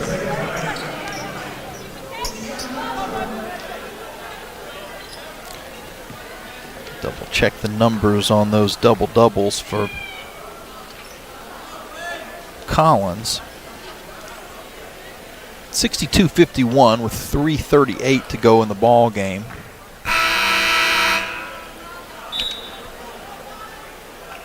She has 9 double-doubles. This is her 10th double-double on the season. That's tops in CUSA and puts her in the top 20 in the country as far as double-doubles are concerned. Leads the league in rebounding, 9.9. Leads the league in points, 18.5. Again, I'm not quick enough on the math to tell you how many rebounds she would need tonight in order to surpass averaging 10 for the year. I'm going to guess she would probably need somewhere around 12 to do that. She's got 10 at the moment. Collins with the basketball after the inbounds. Will come near wing to Atkins. Atkins crosses it down into the paint and scores. Nice move by Paris Atkins.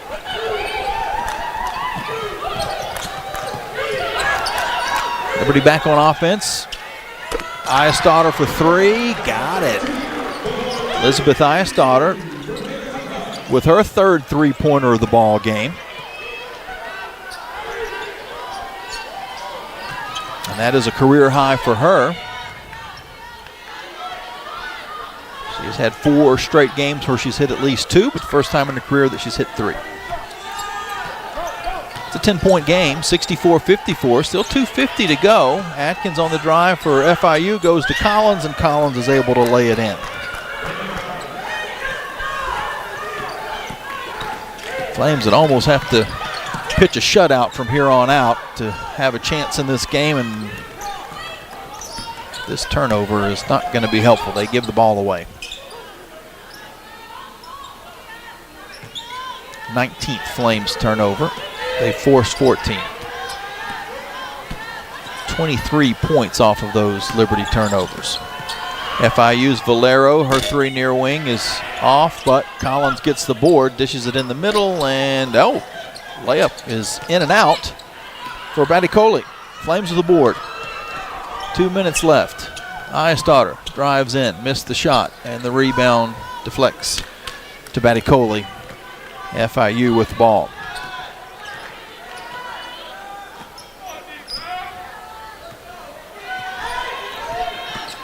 Atkins at the top of the arc. Collins chasing her. It's kicked away by Eyestarter. There'll be 20 seconds to shoot. 1:42 in the ball game.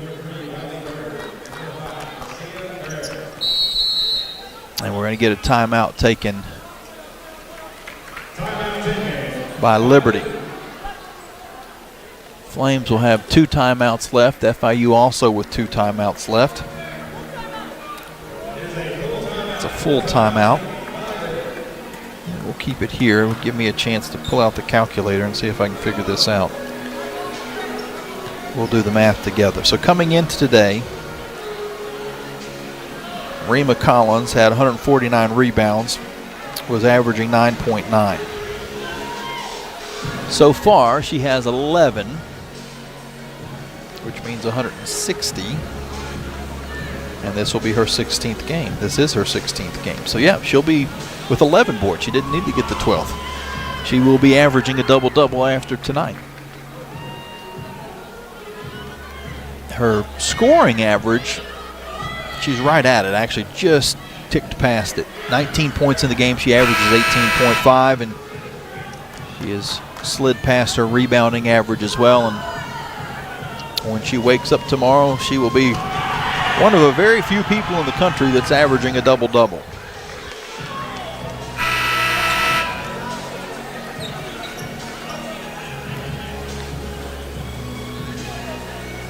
So after the timeout, Flames will have Malia Alexander in with Eyestarter, Thompson, Leon, and Stout. FIU inbounding on the baseline.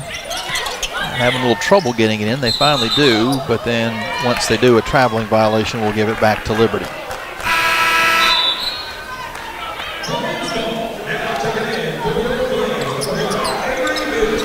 Mills back on the court.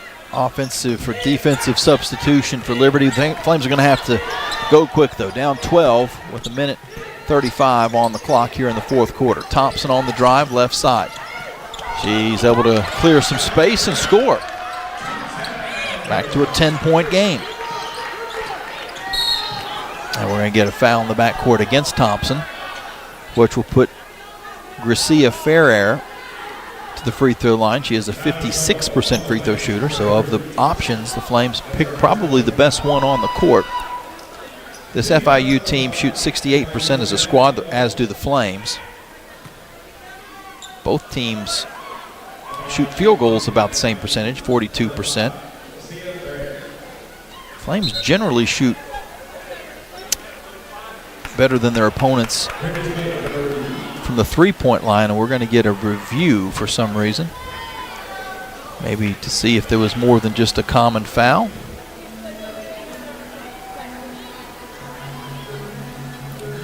So if we can take a look at that as well, as the officials are over at the monitor looking more closely.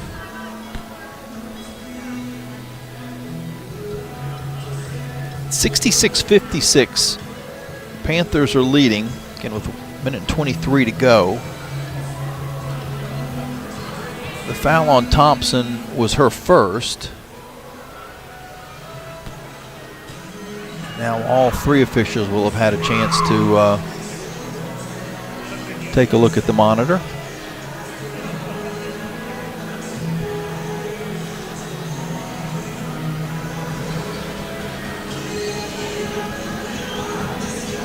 We haven't really seen a replay yet, so I'm not sure exactly what they're checking on at the moment.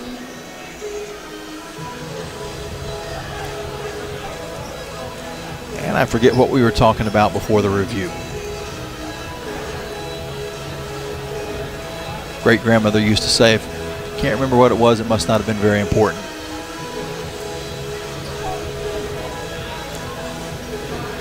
After the replay, it is a common foul.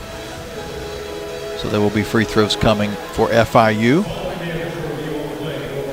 Garcia Ferrer will shoot them. We mentioned that of this 14-player roster for FIU, 12 of them are international. So they really accentuate the international and Florida International. Flames also with 7 of their 12 coming from outside the United States. First free throw is good. I think we were talking about the three-point shooting. The Flames average 35% coming in, FIU 29% from three. The Flames have shot right at their average. FIU has actually shot 8 percentage points above their average from three. The free throws are good. It's a 12-point game again with 1:20 left in the ball game. Thompson across half court will drive and then kick to Mills. Mills fakes the three and draws the foul on the floor, but it will be 2 free throws for Avery Mills. And if you're Coach Jessica Burks-Wiley, you can't be happy with that. Stops the clock and lets the Flames' best free throw shooter try to chip into the lead at the line. Both these teams also very good at rebounding. The Flames, one of the best in the country, 8.4 rebounds to the plus. As that first free throw is good. FIU a plus 1.3. And really in college basketball, if you're a plus at all, you know you're doing pretty good. So that was a key that we were keeping an eye on, as both free throws are good. And the rebounding edge is in FIU's favor tonight. 37-29, that is another major key in this game. 14-7 in offensive rebounds. And a 10-point game, as we have another foul on the inbound that will put Ferrer back to the free throw line. So the key statistics, Flames with more turnovers and FIU with more offensive rebounds, have led to the Panthers shooting 8 more field goal attempts. So even though they're shooting a slightly lower percentage, they've hit 2 more baskets in the game. They've also hit 6 more points at the free throw line, 17 of 20 compared to 11 of 15. And Ferrer actually adds to that, 18 of 21. So FIU is shooting well above their season average at the free throw line. They're shooting 68% coming in. They're shooting 86% tonight. Ferrer makes both. She's got 4 points. And Liberty's down by 12 again. Still 1:04 left in the ball game. Eisstotter near side to Leon. Leon for 3. Got it. And Liberty's going to take their penultimate timeout with 58.1. And a 9-point game.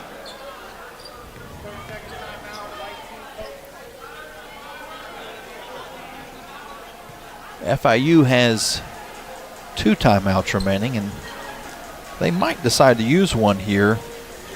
They can advance the ball after the Liberty timeout, but if they called their own, then they could move it across half court.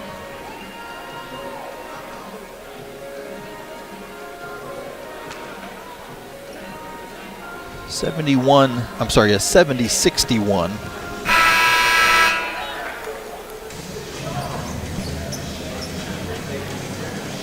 Flames will make a couple substitutions, get those players with some foul trouble out. I'm sure What they're hoping for is a steal, but if not, they'll foul quickly. Try to extend this basketball game, which is currently a 9-point FIU lead. Inbounds comes to Atkins. Atkins will run it across half court where she's bumped by Leon.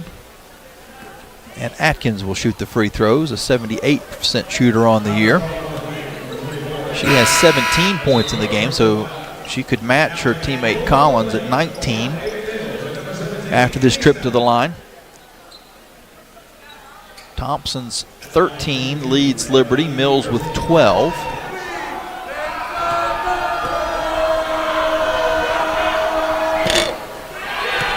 Atkins' first free throw, though, comes out. So the lead holds at 9. 3-possession game. Second free throw is also off the mark. The rebound, though, comes to the near side, and we're going to get a foul called against Stout, which will foul her out. So the Flames couldn't clean up the glass. FIU will shoot some more free throws.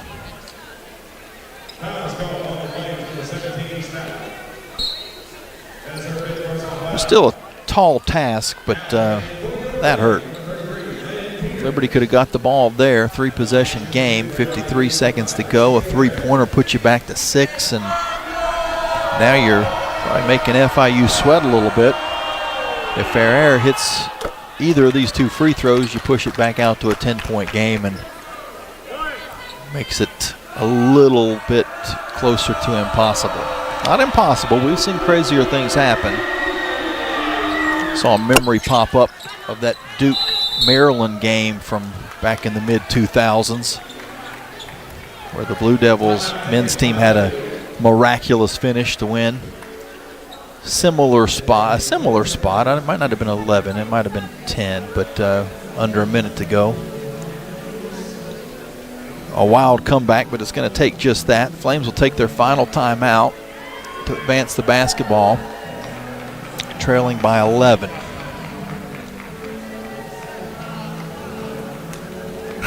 Again, Liberty will play on Sunday at 2. Game originally scheduled for tomorrow. Today's game was originally scheduled for yesterday. Everything was bumped back a day because of travel issues for both FIU and Missouri State.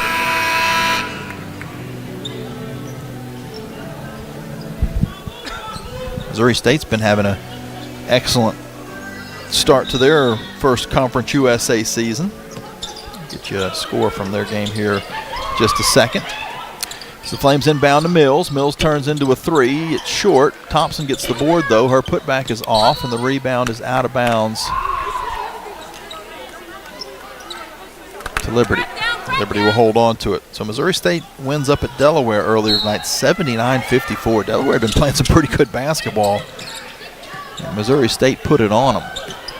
Flames inbound pass deflects to Mills, and then we're going to have an offensive foul called against Peters where Valero hit the deck. Not a lot there. We'll see. I don't know if we're going to get to see a replay in time or not, but not that at this point in an 11-point game with 40 seconds to go it's probably going to matter, but good job of settling that foul by Valero. And now free throws ahead for FIU.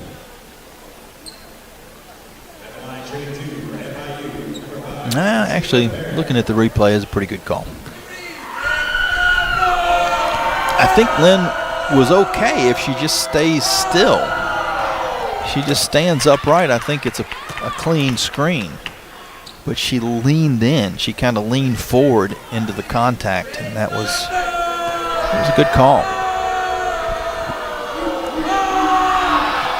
Both free throws are good by Ferrer. Flames have no more timeouts. They'll inbound to Thompson. Still 40 seconds to go in the game. It's now 74-61. FIU.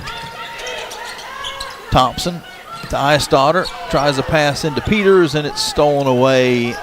And the shot clock is off. And let's see if the Flames foul here. They are not. A 13-point game with 20 seconds to go.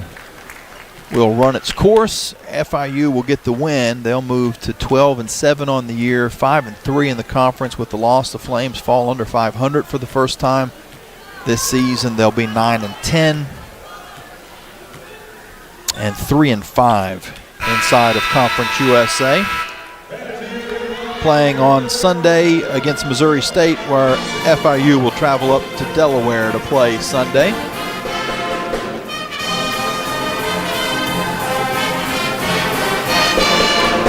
The teams shake hands at midcourt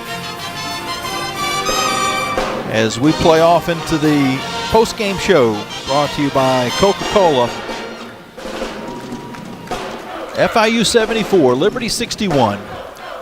Here on the Liberty Flames Sports Network from Van Wagner, presented by Abish Financial Services. Owned and operated by a Liberty alum, Larry's Tire and Auto Repair offers complete auto service including tires, preventive maintenance, and more. Larry's Tire carries all major brands and is open from 8 a.m. to 5 p.m. Monday through Friday at any of their 4 locations, with 2 in Lynchburg, 1 in Forest, and 1 at Able Tire in Concord.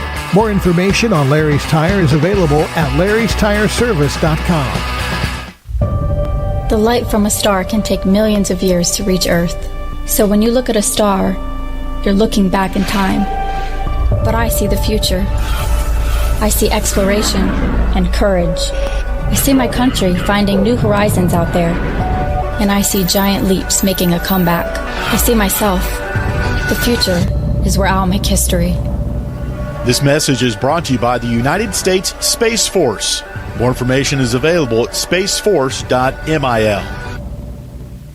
Bring in the new year with a new vehicle from Lynchburg Nissan. We make buying simple and easy. And right now, Lynchburg Nissan is offering up to $10,000 off MSRP, 0% for 60 months on multiple models, and up to 130% of fair KBB for your trade. Get up and get on over to Lynchburg Nissan while the best selections are still available. And don't forget, Lynchburg Nissan is home of the 1 million mile warranty. Stop by, call, or visit LynchburgNissan.com now.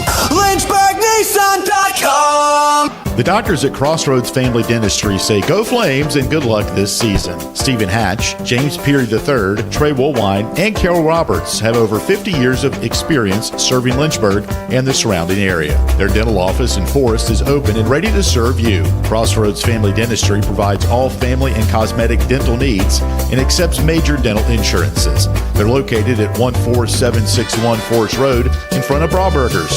More information is available at CrossroadsFamilyDentistryVA.com. Flames Nation, this is Liberty Women's Basketball head coach Alexis Sherrard. The Sherrard family are proud Flame Club members and invite you to join in training champions for Christ both on and off the court. Whether you're at the game or cheering from home, your support is valuable and directly impacts our student athletes. Membership starts at $75 and comes with great benefits like access to premium seating, hospitality, and parking privileges. Join today. Visit libertyflamesclub.org.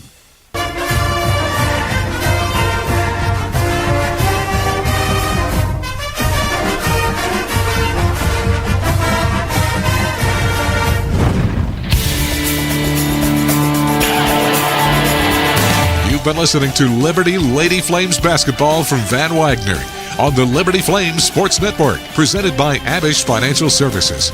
Now it's time for the Coca-Cola post-game locker room report. Get a complete recap of the game.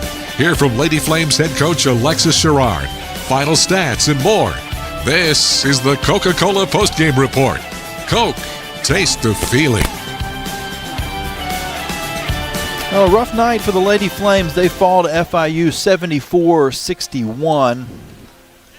Liberty now 3-5 in the conference, 9-10 overall. FIU 12-7 and 5-3 inside of CUSA. And we talked about how it was going to be a wide open year, and I wasn't really sure. We kind of felt like Louisiana Tech was probably going to be the team to beat just because of how much they returned from a season ago, but still some uncertainty as to how things would kind of fall into place.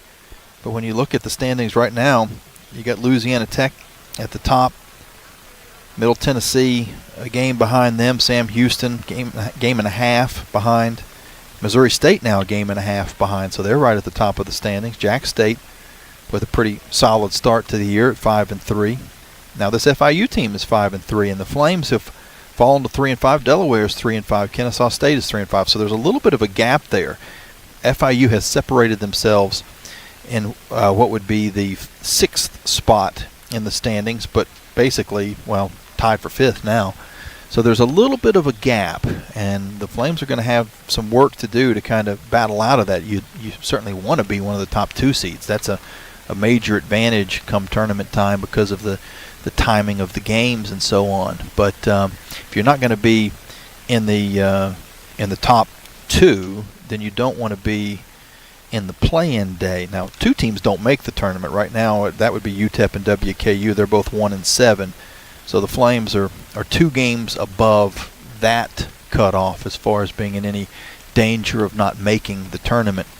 So 10 teams will make the tournament, and you don't want to be 7 through 10. So you want to be in the top 6. And right now, like I said, there is a gap between Jack State and FIU at 5-3, and Liberty, Delaware, and Kennesaw State at 3-5. So a 2-game difference, which would mean that as it sits now, the Flames would be in the tournament, but would have to play in the opening round to advance on, and that's just one extra game to have to play in a condensed period of time, which is not an easy thing to do, but it is wide open, and there's a lot of basketball left to be played as far as Conference USA games are concerned, and so you could turn things around, but it doesn't get any easier. I mentioned Missouri State coming in on Sunday. They're 4-2 on the year. They've had an outstanding year. Or actually, I think that might not be updated with their win tonight. So 5-2 on the season, and 13-7 overall. That's certainly going to be no easy opponent coming into Liberty Arena on Sunday. So there's just not many places where you look on the schedule and go, oh, well, here's a win, there's a win, an easy win. There are no easy wins in the conference. WKU and UTEP, as I mentioned, have probably had the toughest of seasons, but even those teams have won games and have been in other games. WKU, for example, gave the Flames a battle. Liberty ended up winning by 2 up in Bowling Green. So like I said, it's not going to be easy, but the Flames need to kind of fight their way back into the top 6 if they can.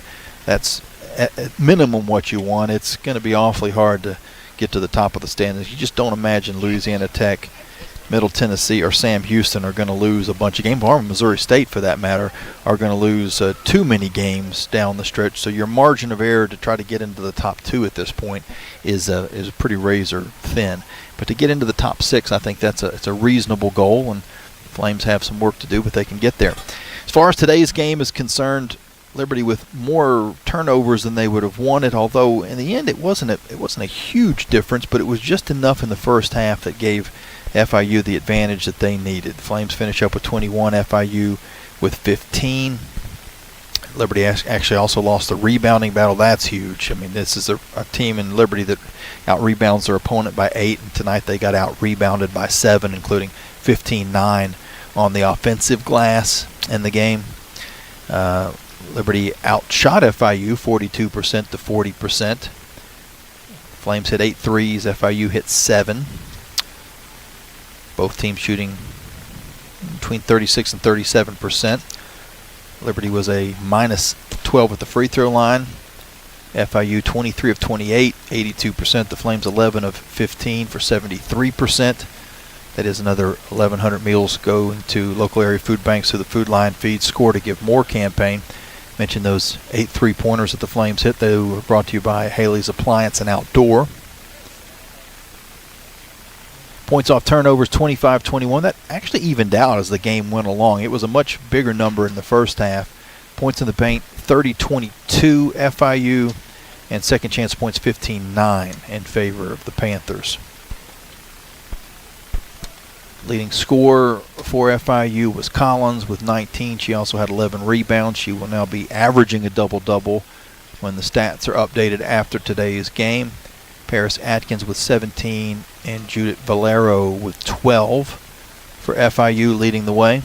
Jacayla Thompson's 13 points paces the Flames. She's our Thompson Brooks Insurance Player of the Game. Also had 2 exciting buzzer-beating threes at the end of the second and third quarters, banked in. Avery Mills with 12 points. Aya Stoddard and Stout each with 9. Lynn Peters off the bench with 7. Ify Nwabi, returning from her injury, played 21 minutes in the game.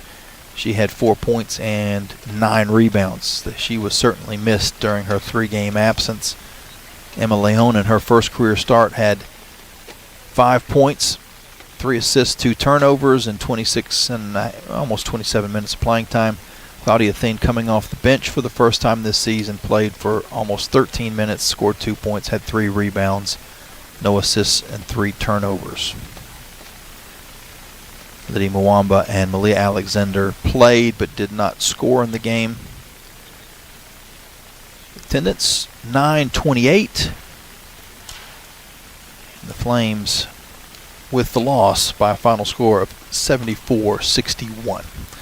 We'll take a break, and when we come back, we'll go to the studio most likely. I don't see any movement from the Flames locker room, so the plan will be to go to the studio, and Trey Lyle will take a look at your Frank Good Builders out-of-town scoreboard. Then we'll get a chance to talk to Coach Alexis Sherrard for our Good Feet Store post-game interview a little bit later on when the Coca-Cola locker room report continues on here on the Liberty Flames Sports Network from Van Wagner, presented by Abish Financial Services. The Liberty Flames thank Segra for their support. Segra collaborates with companies to offer business-only, carrier-grade connectivity, cybersecurity, voice and cloud solutions tailored to meet their diverse needs. Segra offers these solutions across a fiber network that spans 28 states in the U.S. and is headquartered in Charlotte, North Carolina. They can be reached at Segra.com or 833-GO-SEGRA. Segra, a proud partner of the Liberty Flames Sports Network from Van Wagner. True Flame fans know where to shop to show their pride. Shop LibertyFlames.com. We're your one-stop shop for official Liberty Flames merchandise. Plus, all orders ship free. Go red, white, and blue and visit ShopLibertyFlames.com today. That's ShopLibertyFlames.com. ShopLibertyFlames.com is a proud sponsor of Liberty Athletics. For all your Liberty Flames apparel needs, visit ShopLibertyFlames.com today. 11 West is a proud sponsor of the Liberty Flames. 11 West specializes in apparel screen printing, embroidery, sew-on, and flat printing. From the design phase with their graphics arts team to the finished product, 11 West collaborates with each client to craft custom apparel and promotional products. For more information, visit 11west.com, call 540-639-9319, or stop by their location at 6598 New River Road in Radford. 11 West, outfitting America and logo wear. Thompson Brooks Insurance has been serving Virginia for over 35 years, helping individuals and businesses with their insurance and investment needs. The team at Thompson Brooks is experienced in understanding Medicare, retirement planning, life insurance, the healthcare marketplace, and group insurance benefits. Call Thompson Brooks Insurance at 434-385-8500. That's 434-385-8500, or visit them online at ThompsonBrooksInsurance.com. Thompson Brooks Insurance, planning today for tomorrow.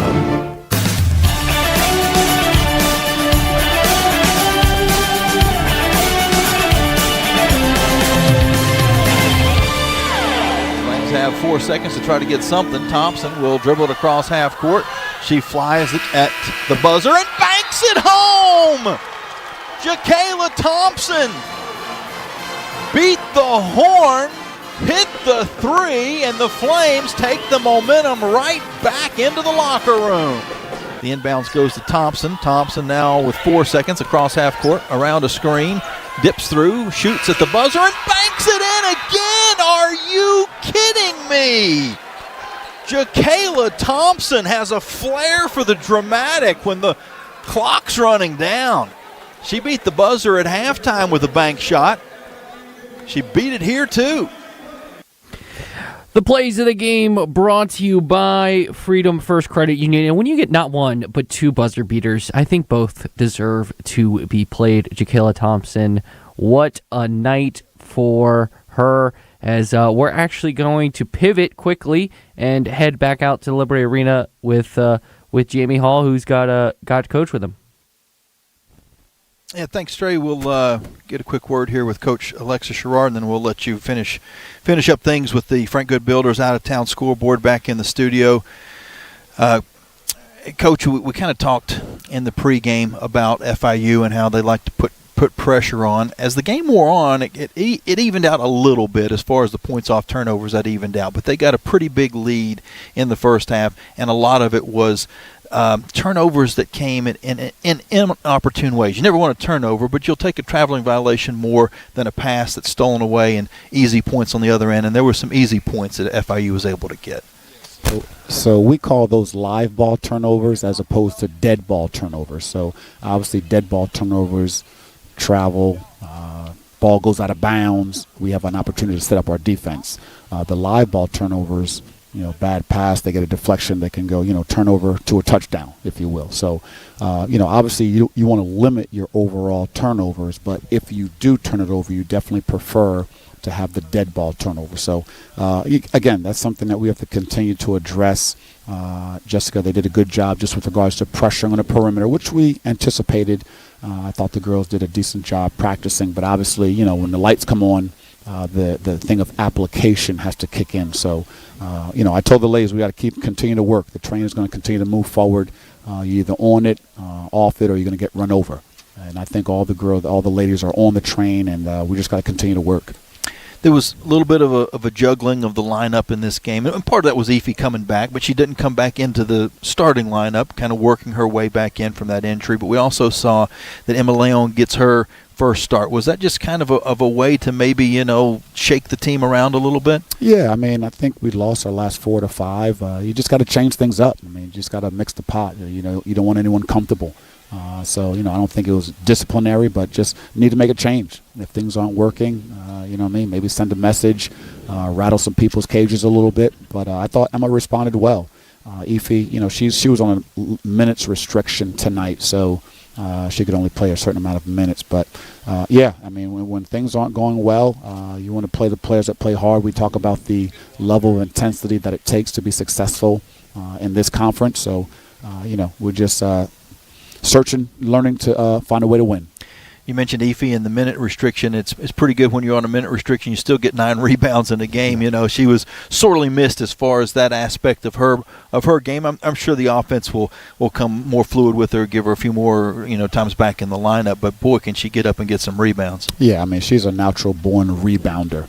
She has a great knack for the ball, long arm. She anticipates well, and she still needs to get into rhythm. She only had a couple of practices before this game, hence her minute restriction. But she'll continue to get better, get her rhythm back. She took a couple of good shots, obviously rebounded the basketball. A little winded, but I think in the next couple of days her rhythm should be back 100%. The last 2 games and the Middle Tennessee game is really both teams by the end of the game gotten in quite a bit of foul trouble. It was kind of the Lady Flames got into some first half foul trouble. Middle Tennessee got into some second half foul trouble. It ended up kind of evening out by the end of it. But the one thing that has been the same in both of these games is you've had some young ladies have to play through some foul trouble. You've trusted them with that. For the most part, that's worked out. But the negative has been the opposition has taken a lot of free throws. Yeah, obviously 23 of 28 for FIU. They average, I think, 27 free throw attempts per game is their average, so they're probably right at their average. So, I never comment on the officials, but obviously there was a huge disparity. 28 to 15 almost doubled our free throw attempts. But, our ladies, we need to be a little bit more aggressive. You have to make the referee blow the whistle as opposed to leaving it in a gray area. If you're only going at 70%, you got to go at 100% and make the referee blow the whistle. A charge, whether a block, you got to be aggressive enough to force that referee to blow the whistle. Quick turnaround, another really good team. Missouri State have their first year in Conference USA, but they've played some really good basketball. They went up to Delaware, a team that was playing pretty darn good basketball themselves, and really blew them out of the gym tonight. Yeah, Bestia does a great job. She has a good team, a lot of upperclassmen teams. So, in this conference, there's no gimmies. There's no easy games. So, like I told the team, we'll have to come back. We'll analyze the film, review the film, look at our strengths, look at what we did well, look at what we need to improve on. Obviously, statistically, there's some glaring things just with regards to turnovers and rebound. Lost a battle on the boards tonight, which, that's very disappointing from our perspective. So, but yeah, we got to be ready to go. And, like I said, that train has to be moving forward, and I think all of our ladies will be on it. Sounds good, Coach. We appreciate your time. Okay. Thank you, Jamie. That's head coach Alexis Sherrard. That's going to do it for us here in Liberty Arena.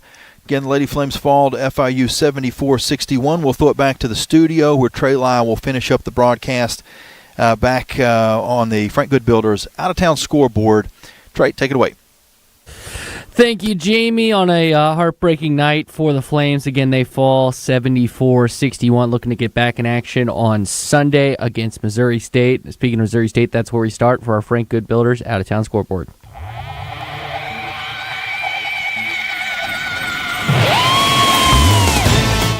Women's college basketball action tonight in Conference USA. Just one other game for you. Missouri State got it done 79-54 over Delaware. As for last night in women's college basketball, Louisiana Tech over Kennesaw State 72-44, and Sam Houston over Jacksonville State 70-51. As for the top 25 action tonight, Columbia upset Princeton on the road, knocking down the number 19 team in the country, Columbia, with the 73-67 win. And number 17 Ole Miss defeated number 5 Vandy 83-75. As for the top 25 in men's college basketball, two big games going on right now. Number 3 Michigan up on number 7 Michigan State 42-30 in a top 10 matchup in East Lansing with 18:30 left to go in that one. And with 14:34 left, number 21 St. Louis up 56-41 over Dayton.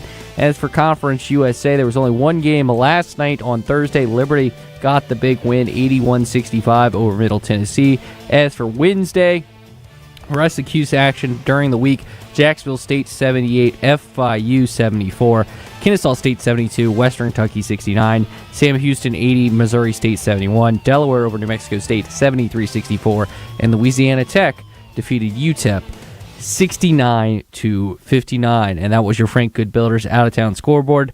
That will do it for us. We'll be back on Sunday as the Flames get back into action on the women's side, as they will have a game at 2 o'clock, 1:40 airtime right here on the Liberty Flames Sports Network. Does the Lady Flames on Sunday. So for Jamie Hall, I'm Trey Lyle, and from Van Wagner, this is the Liberty Flames Sports Network presented by Abish Financial Services. Have a great night, everybody.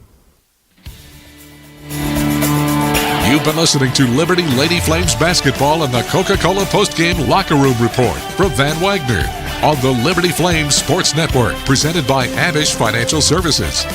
This game has been brought to you in part by Abish Financial Services, the official financial advisor of Liberty Flames Athletics. Bojangles' famous chicken and biscuits. It's Bo time. Carillion Clinic, inspiring better health. Carter Bank, life lived full. By Coca-Cola, taste the feeling. Crossroads Family Dentistry. Destination Bedford. Centra Health by 11 West. Foster Fuels, providing reliable service for 100 years. Frank Good Builders by Freedom First Credit Union. Start banking for good with Freedom First today. Gentry Lock Attorneys by The Good Feet Store. By Haley's Appliance and Outdoors. Liberty Lady Flames basketball has also been brought to you by Ironclad Coffee Roasters, craft roasted in Richmond, Virginia. Larry's Tire and Auto Repair, providing preventable maintenance, repair, and service at multiple locations and at larrystireservice.com. By the Liberty Bookstore, the official online store of Liberty Athletics. Lynchburg Nissan. By Peary Family Dentistry. Rogers Heating and Cooling, servicing Greater Lynchburg's HVAC and electrical needs. Segra, offering customized business technology solutions. Learn more at segra.com. By the United States Space Force. And by Thompson Brooks Insurance.